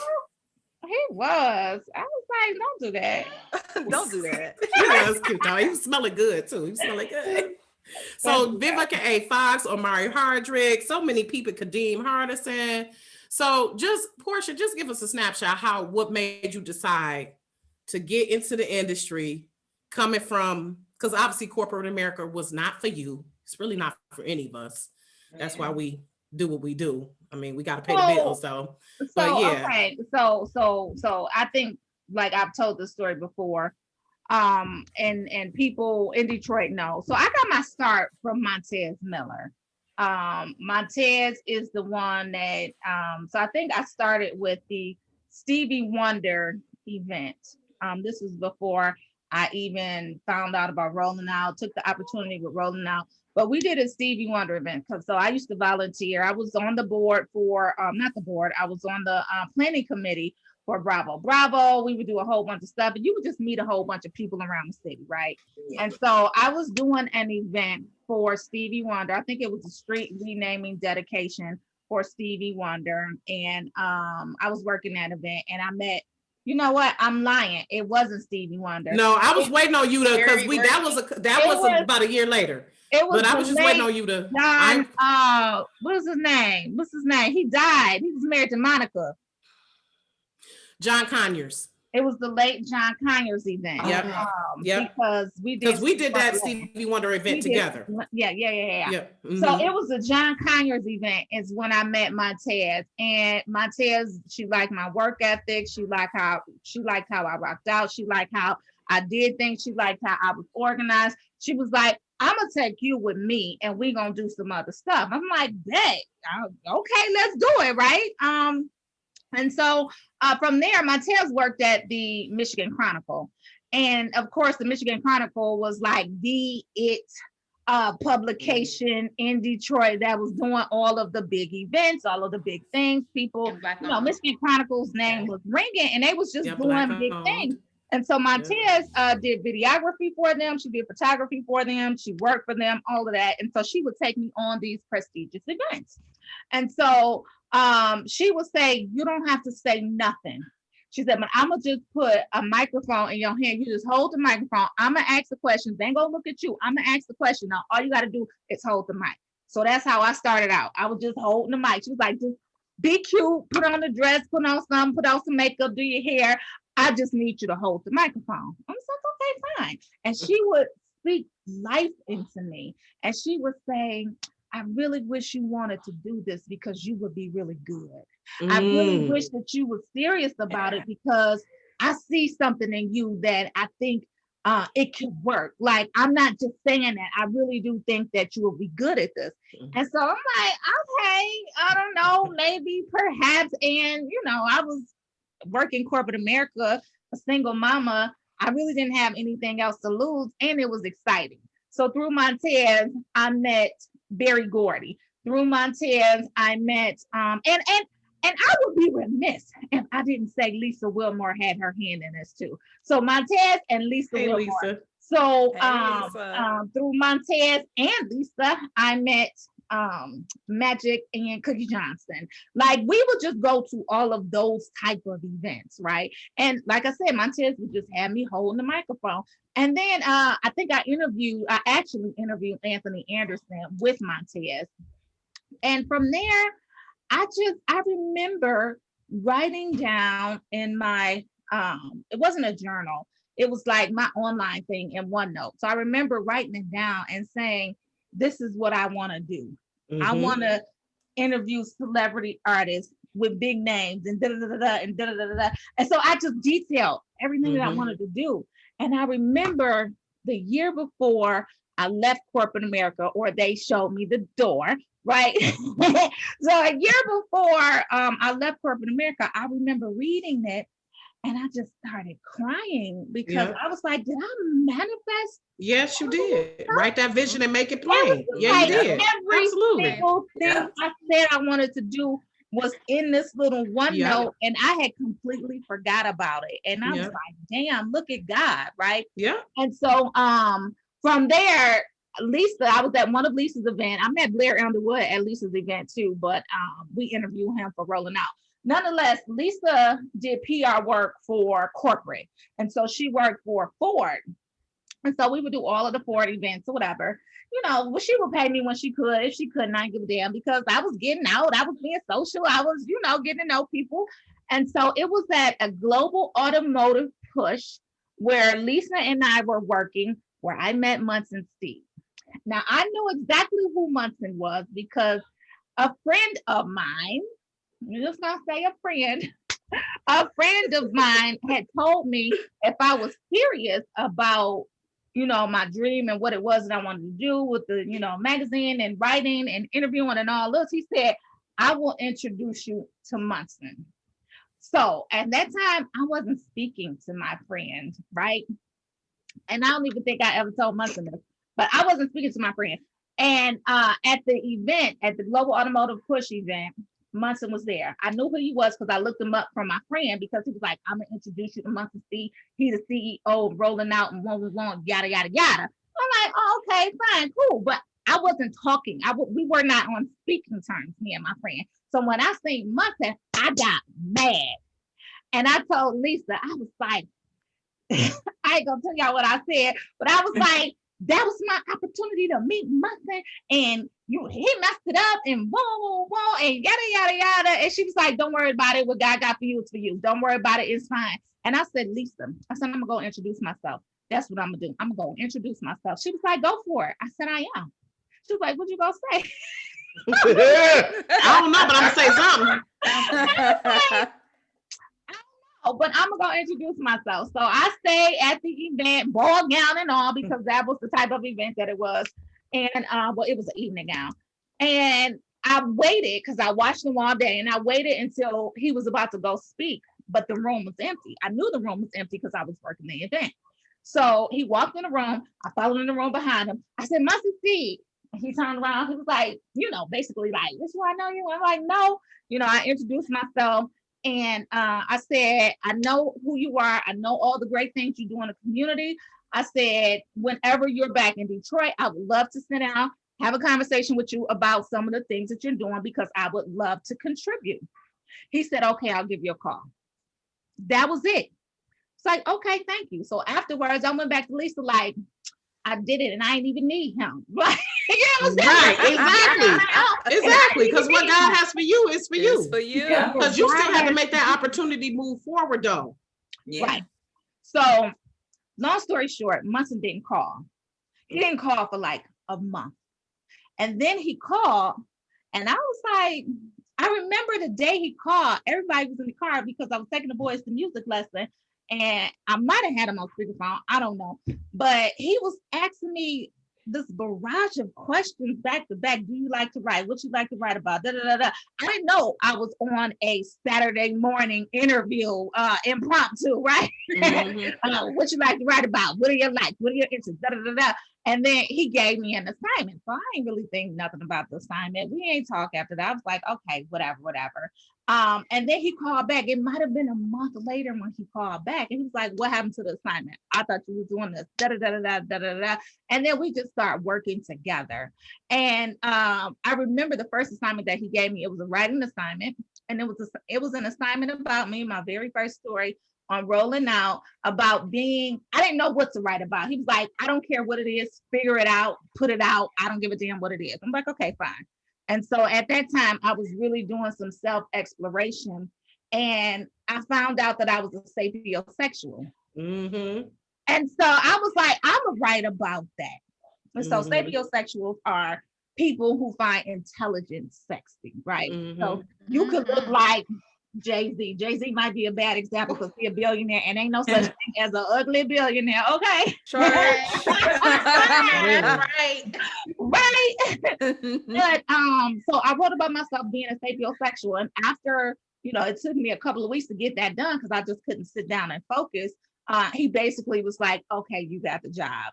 And so he would call, and I remember on the Monday, and this is, and I think Robin has a picture of my first interview. Yeah, let's bring that up, Robin. Robin, and her very first interview was her and Kim. Detroit's own Kim. Interview. I love him. You. Oh, you. Yes. Awesome girl. Okay. So I was still at corporate America, and I was working from home on Mondays. And of course, no work was happening. I don't give a damn. Yeah, no work was happening. No work was happening. And so Munson had called that morning, and I was at the gym. He was like, hey, Kim is doing a video shoot. Can you get there? You got a camera. Can you get there? I'm like, I guess. I'm looking at the timeline. I'm finishing up. I was actually personal training. I was finishing up my personal training. I was like, well, I'm in Troy right now. I got to go home. I got to get dressed. And I'm like, yeah, I can do it. He's like, can you find a videographer? I'm like, yeah. So I called my Ted because she was a videographer that I knew, but she was working at the city at that time and she couldn't make it. And so I called my girlfriend, Tressa Galloway. I call her Tressa. And I said, hey, Kim is doing a video shoot. Can you meet me down there to take pictures, do videography? She was like, what time? I'm like, an hour, bitch. Let's go. She was like, I'll meet you there, right? So the address. I owe you. I'm like, okay, fine. So I go home, I get dressed. I thought I was real super cute or whatever. I'm like, I just want to look like, effortlessly cute, but not really trying that whole thing. Anyway, so I'm in the car and I'm on the phone with Munson, and in my head, I'm like, okay, who's meeting me down here to do this interview? So I get on the phone with him and I'm like, okay, so who's meeting me down there? I got the videographer and the photographer. Who's meeting me down there? He was like, you doing it. Well, you gonna do it. I said, what you mean? Wait a minute, hold on. What do you mean I'm gonna do it? He was like, just ask questions about how he likes to work out. Ask questions about the video set. Ask questions about the inspiration for the song. Ask questions about his love life. Ask questions about his playlist. Ask questions about what he likes to eat. And I'm like, okay, I'll do that. And so I get off the phone with him and I'm like, this shit is really happening. I called Teresa back like, damn. You're not gonna believe this, but I really, really need you to meet me down there. Please don't flake. And she was like, I'm on my way. And so we got down there and we made it happen. And that was my story of getting started. And I'm sorry it was so long-winded. I'm working on condensing my stories, y'all. But that was it. That was it. Yeah. That's awesome. Right. And so the rest is her story. Pretty much her story. The rest is her story. So y'all follow Porsha Monique. I am Porsha Monique. I am Porsha Monique, y'all. On all platforms. But I mean, we've got tons of stories and we would need 4 or 5 hours to talk about all the madness we've been through. Having fun now. Like in the beginning, it was a lot of anxiety. It was a lot of nervousness. It was a lot of not knowing. I remember doing a concert because we started out doing a concert circuit in Shane Park. And I remember we would do the Fox Theater. We would do all these different big venues. Nonetheless, I remember doing an interview with, it was an old school hip hop legends interview. And Scarface was there. I didn't know who Scarface was, y'all. He had lost all that weight. I was on the phone like, how the hell you ain't gonna know who Scarface is? Who he was. And that was from that point I told Porsha, like, look, all the music people, send that shit my way. Because I'm a music fan and I'm like, I know all the history. Come on. I'm on the phone like, you don't know what.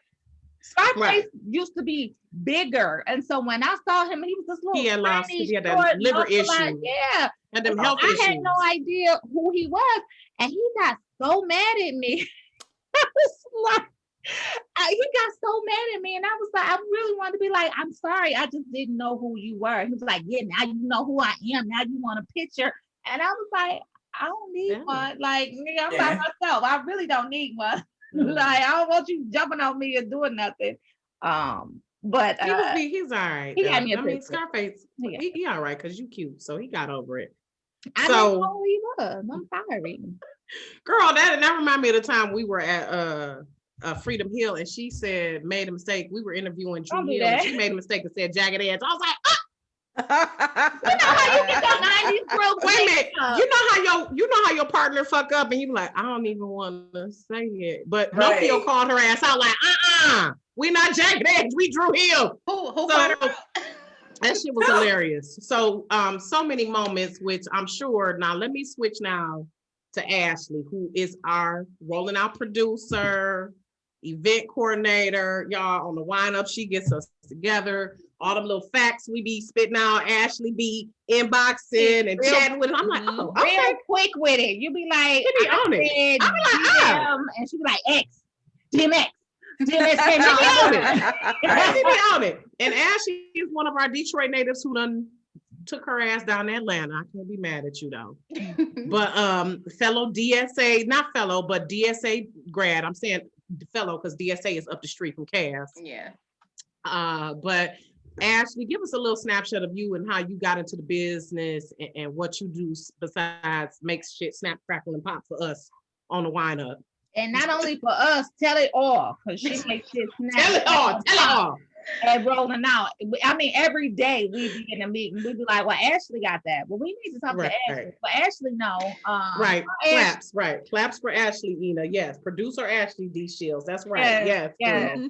Yeah. Girl. Well, y'all, it started as a child. My dad had a club in Detroit. Oh. It wasn't even a club. It was like a hall. It was a hall. I might have been there. The spoon room. It was its own shaper. Anyway. The spoon room? Spoon room. Like a spoon. Oh. Yeah. Shaper in what? Linden. Oh shit. Oh, in the hood. In the hood. Right in the middle of the hood. So I have been doing events there. Like now that I'm older, I think about like, dang, I've been doing events for a long time. But I started doing high school parties there. Like I would just, invite my friends, I'm doing this event, or I was in band. I was in, band from 6th grade to college. So I would invite all of my band friends to come to different events. And I would say that is probably my foundation of doing events.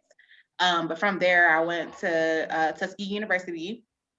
And even there, I was still doing events. I was in band. So I would do like a lot of different band events, fundraisers. And I really just have been doing events for a long, long time. And after I graduated, I moved back to Detroit. And my best friend and business partner at the time was like, hey, I got this business idea. I really need to get you on board. I'm like, girl, nah, I'm about to teach school. Like, I'm about to do this career. She like, no, you're my business partner. We're gonna do this business. And she was right. And we ended up doing like just a smorgasbord of things for entertainment. So we started at a record label in Detroit. We were personal. Which stylists. one? We know? Well, yes. Plug the record label. Put it in the chat because I don't know this one. Yeah, put it in the chat. But yeah, it was a one of those labels where it's like, it was like Death Row of Detroit. Oh. Okay. No offense. I love y'all. Put that in the chat. Put that in the chat. I'll put us on, but it was like Death Row. Okay. So we would me and my business partner would just do all of their events. We would do their tours in different cities. We started off doing shows in like Ohio, Indiana, and Michigan. And we would do like their personal styling. We would just do pretty much everything for them. And we just branched off from there. We ended up going on tour with Kid Cudi and Big Sean. Promise you I didn't know that. Yes. I know that. Okay. And I just got to a point, well, actually we had an incident happen where I felt like my life was in jeopardy dealing with the record label. And at that point, I'm like, okay, I told my business partner, like, okay, girl, I think I'm gonna move. Like, I don't know, I'm either gonna move to Atlanta or LA, but I know I'm moving. And also that was like the worst winter in Detroit that we had in a long time. It was like snow every day. 2014. Yeah, 2013, that winter. Yeah, oh God. I'm like, I'm not gonna be here for the 2014 winter. I know that's right. I didn't know where I was gonna go, but I know I was gonna be in Michigan. So I was working, of course I was working a 9 to 5, and I ended up getting a job offer in Atlanta, and I literally quit my job. And when I tried to quit, they was like, oh no, you can just work remotely. You can work from where you are. Oh, that's even better. So great. I packed up my car. I told my family literally in 1 week, like, hey, I got a job in Atlanta. I'm moving next week. I got to start my new job next week. They're like, what? I'm like, yes, I'm about to move right now. Like, I'm gone. And so long story short, I packed up my car. My dad was like, what? I'm like, I'm moving to Atlanta. Like, he like, okay, well, what's the plan? I said, I'm getting in my car. I'm packing my car with everything I fit in my car. And I had a Honda Accord at the time. And I'm moving. He like, girl, I'm coming with you. I'm like, okay, cool. You help me drive, whatever. So we ended up coming down to Atlanta. I have a crazy story about my first apartment. I'm not gonna get into that. Anyway, moved to Atlanta. And from there, I ended up just getting all types of opportunities, working with other women entrepreneurs, doing more events. I ended up hosting my own showcase. I ended up getting my dream job at corporate America, and still having the time and capacity to run my own business, Vega West Productions, where I do entertainment events, social events, and also produce TV shows. And here I am now, producing for the lineup and rolling out And yeah. So wait a minute, which TV shows have we seen them? Were they? Yes, you see it every Sunday. The Lineup, Health IQ. Okay. I thought you know. So you've been with Rolling Out how long, Ash? A seat at the table. Yeah. Right. Yeah, about 8 months now. Yeah, so Ashley, she's really underscoring herself, but she pretty much makes a lot of shit snap, crackle, and pop at Rolling Out, not just with the wine up. So kudos to you. Thank you. Ashley, I've always loved your energy too. And I just appreciate how you be like Jackie on the spot with it. I be like, come on, come through, Ashley. Come through, Ashley. Shit. Getting us together. I love it. I love it. And we notice when you're not there because we be so we be suffering. Our viewers probably notice too. We be like, wait a minute. I sent it to you. Shit. That ain't the right button. Hold on. Right. So let me come around next to, because I'm going to say the misses of the evening for the end. We're going to come to Miss Delgado-Macon so y'all can remember this pageant. I want y'all to, we going to get people galvanized for this pageant coming up. And I'm coming next to really someone who's been in the game longer than all of us, or just as long. Her and Latrice been the one. They the veterans in the game, low key. They the veterans. She's real famous though, y'all. Right. She See, low key.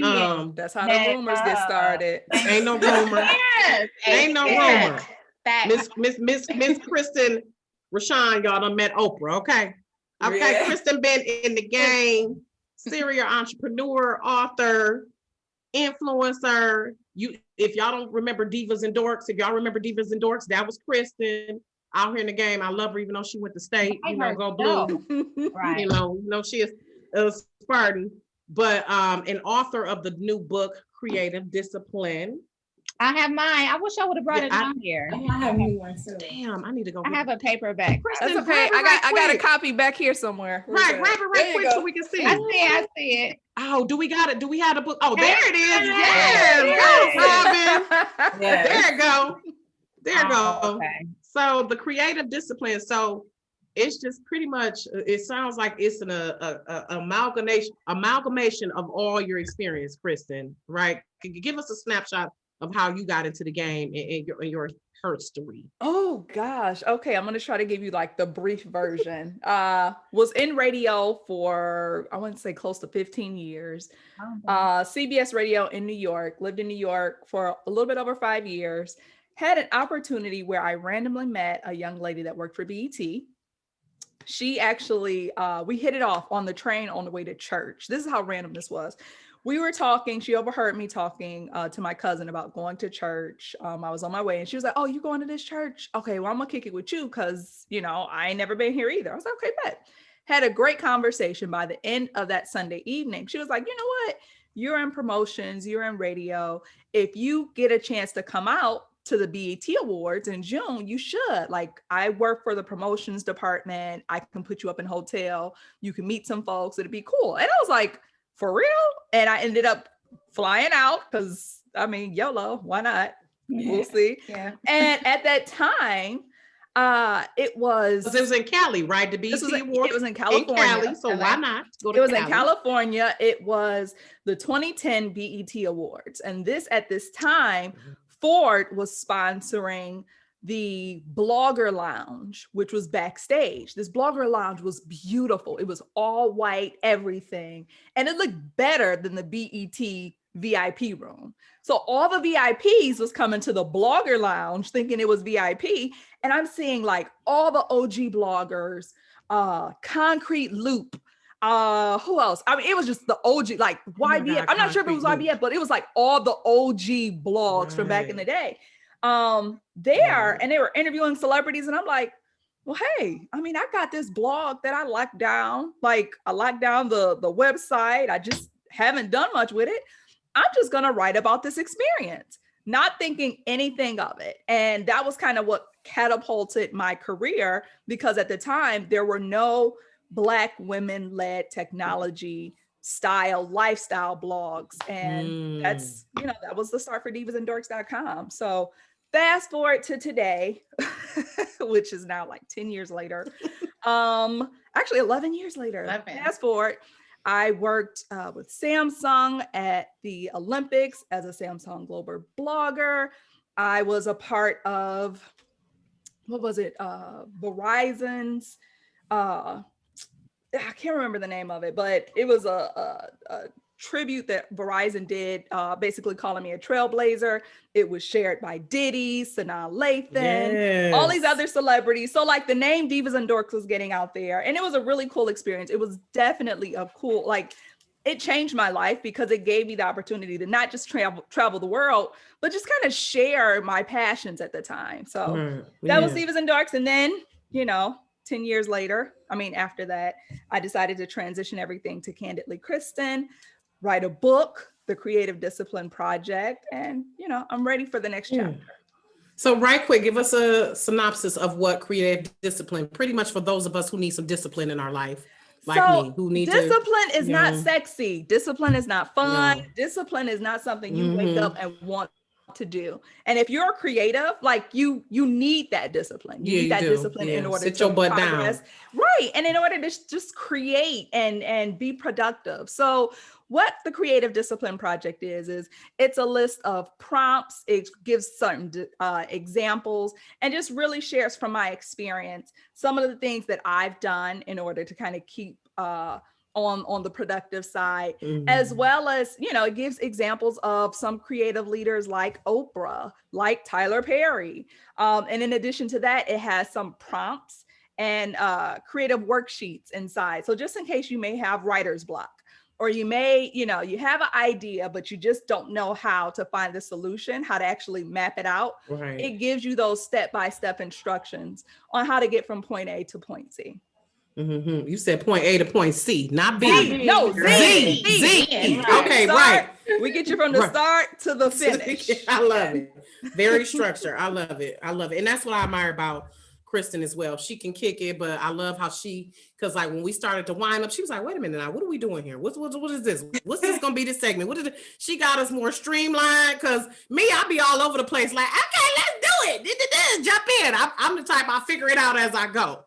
That's my type A personality, girl. I'll be trying to but I'm type A too. Yeah, well, I like to be OCD, but I think that's part of me rebelling against my type A at times, because I'm type A too, where I'm anal. And Porsha know I have my quirks where I'm like, certain shit, I'm like, other shit, I'll be like, look, this needs to be. So, but I appreciate that. And so, Christen, where can people find the book? So you can find the book at creativedisciplineproject.com. And then lastly, I wanted to plug, I'm a part of a new organization that's really super dope. You can find it at blackcount.org. It's an organization. Black Count. Okay. BLACKCOUNT.org.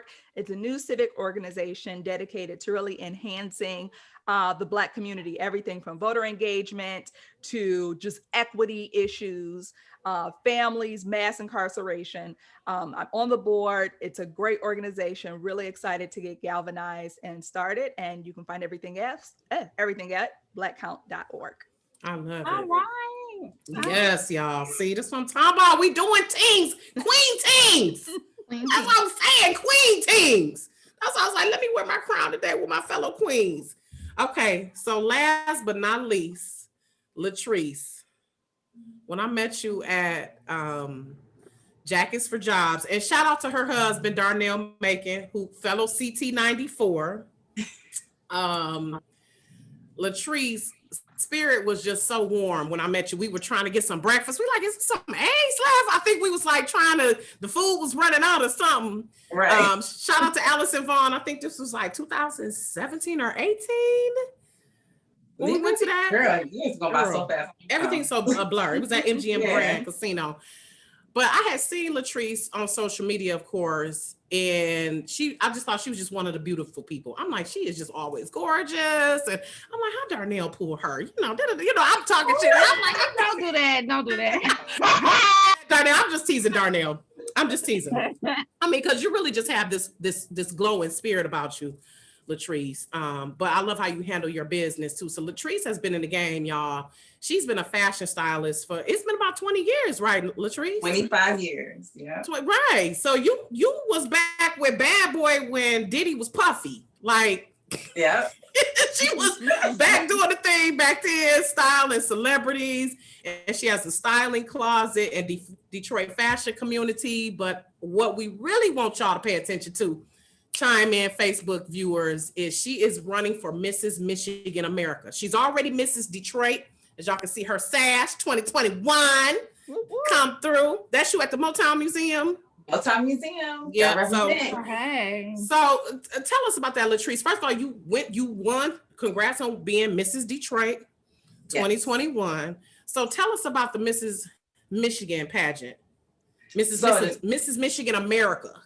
Yeah, so the pageant is May 7th, 8th, and 9th weekend. So I only have like 20 days to, we compete. I'm the only brown girl, so I got to represent, Detroit, because no one's representing Detroit. Everybody's at the club coming down here and participating in this pageant. So I never thought a girl like me could even participate in this pageant. Because I'm the only one. Look at you, the only one. Right. I'm the only brown girl. The only brown girl smiling, right? So I never thought a girl like me can participate in this pageant because I thought they always wanted a certain type of individual to be in the pageant industry. But when it's been brought to my attention, I was like, you know what?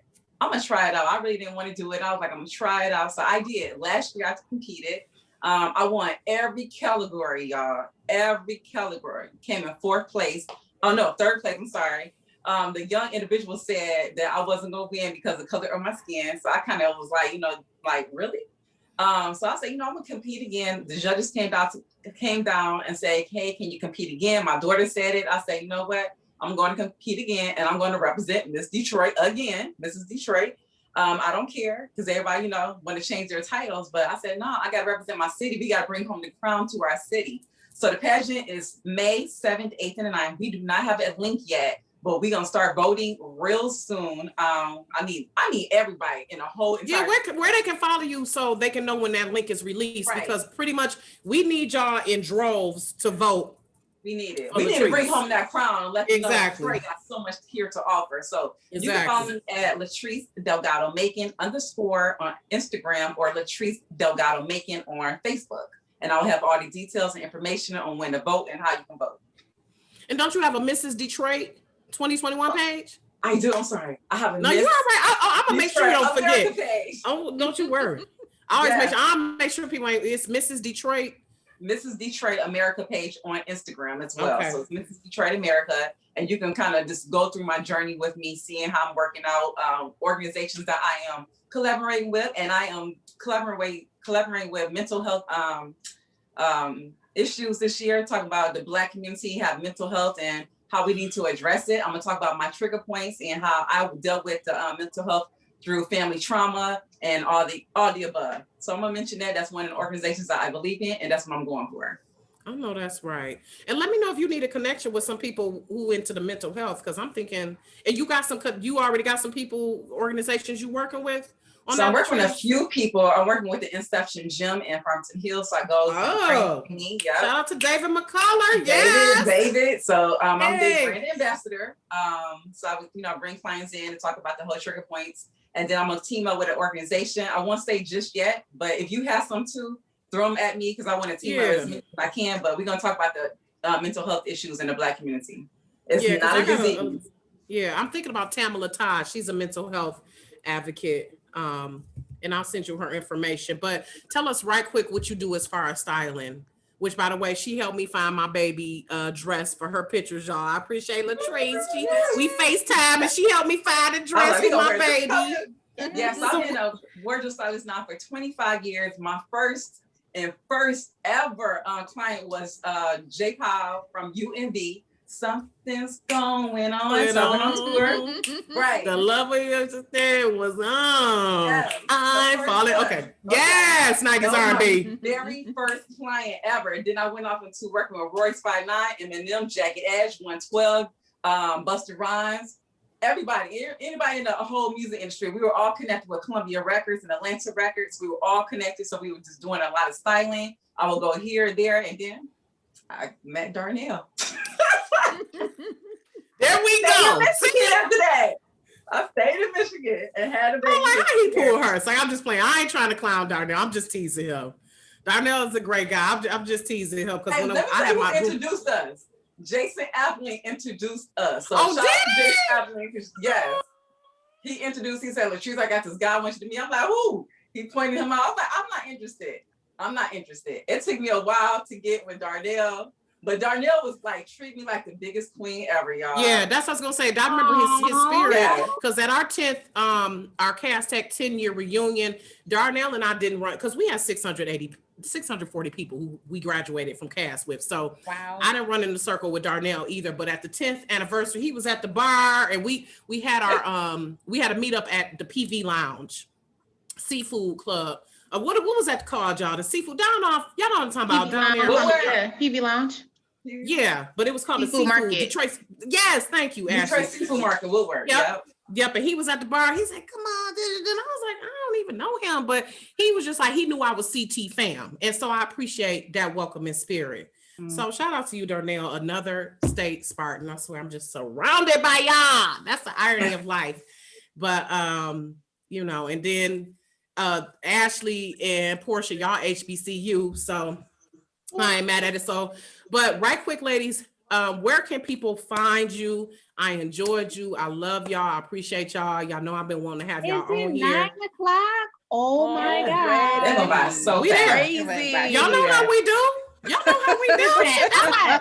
I knew we was gonna need two. I knew we was gonna need 2 hours. I was like, we shit. Because time tonight, y'all. Because I've been so. I don't want to claim it, but we came on earlier before the show, and we was like discombobulated. Like that's how I've been feeling. So I definitely enjoyed my time with y'all tonight. I needed this. Sometimes, like I think we undervalue girl time and girlfriend time a lot. And it's been becoming more and more valuable, especially during this time of the pandemic, because you know you got your little boyfriend or a man or whatever, and that's all you holding on to. Like when y'all get into it, you'll be like, let me call my girl. No, and that's one thing as a wife that my grandma taught me, that you love your husband, but you love your girls too. Yeah. You gotta maintain that vibe and that connection. And shout out to my best friend Gigi. Like, girl, we're gonna be going on 30 years in the game next May. So it's really 30 years. May and night. We met Mother's Day of 1992. That's a whole bunch of book of stories too, right there. Okay. Ooh, Jesus. But right, that's what I'm saying. That's why I've always appreciated with that from you too, Porsha, that you taught me, but also nurtured me, and we could kick it, we could laugh, and then we'd be like, okay, let's get back down to business. That's what we both, I think, admiring each other, that we can kick it, but we also, when it's time to take care of business, let's get this shit handled. So everyone can find Porsha at I Am Porsha Monique. Christen, where can they find you? And then Ashley and Latrice, where can they find you, ladies? You can find me at Candidly Christen on Instagram, Facebook, and online, candidlykristen.com. Okay. All right. You can find me on Facebook at Ashley West, or on Instagram at Vega West Events or ACL Events and Promo. Okay. All right. You can find me at Latrice Delgado-Macon _ on Instagram. This is Detroit America on Instagram. Latrice Delgado-Macon on Facebook, and everything else. Latrice Delgado-Macon. Okay, ladies, and we're gonna see you all again on Sunday. For everybody watching, we're gonna be back on the wind-up. I don't know if we have a guest this week. We're gonna work it out. So we had a great guest on the morning show yesterday. So we're gonna work on trying to get him. Yeah, I'm be in touch with my people too. Okay, yeah. I had a homework I was supposed to be working on. First be like, what happened to? I'm like, oh shit, I forgot. Wait a minute. So yeah, let me get back to that. But Sundays, 8 to 9 p.m. we are on Rolling Out Live, the wind up, y'all. Y'all look at Ashley's cute little face, because she's usually behind the scenes. No, but listen, Ashley be keeping us together. Like y'all don't understand when she I be like, I don't know what the hell I'm doing no more. Like, and I just be smiling there like, hear from Ashley. Anybody talk to Ashley? I just be smiling like, I can't let you. We here. All right. So shout out to everybody who watched. Shout out to Gigi, D Shields. You're right. I love giving people their flowers. I'm a big proponent of that. And I do want to, while I'm on here, give flowers to Robin Kinney of Motor City Woman Radio. I love you. Appreciate you. D Shields, Ina Moore, Hope you doing well. Ray Young, Ra Kapanga, Gigi. We doing it, y'all. Yeah. Thank y'all for checking in. And I will see y'all on the 29th. My next show will be about the cannabis industry in Michigan. Ooh. I will see y'all on the 29th too, because I'm gonna be on a plane to Miami and I'm gonna be going live every chance. Oh, you know what? Get the people what they want then. Get the people what they want.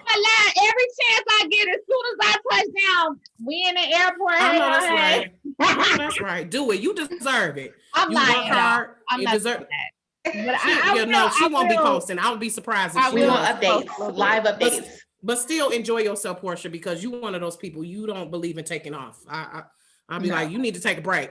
She don't believe in taking off. And she got that bomb work ethic, but you deserve to relax. You do. Yeah. So somebody said she was in Miami a couple of weeks ago, but I don't know who the hell that was. I saw you with your shield on. I saw you with the shield. All right, y'all. We will see y'all Sunday on the wind up from 8 to 9 p.m. rolling out Eastern time.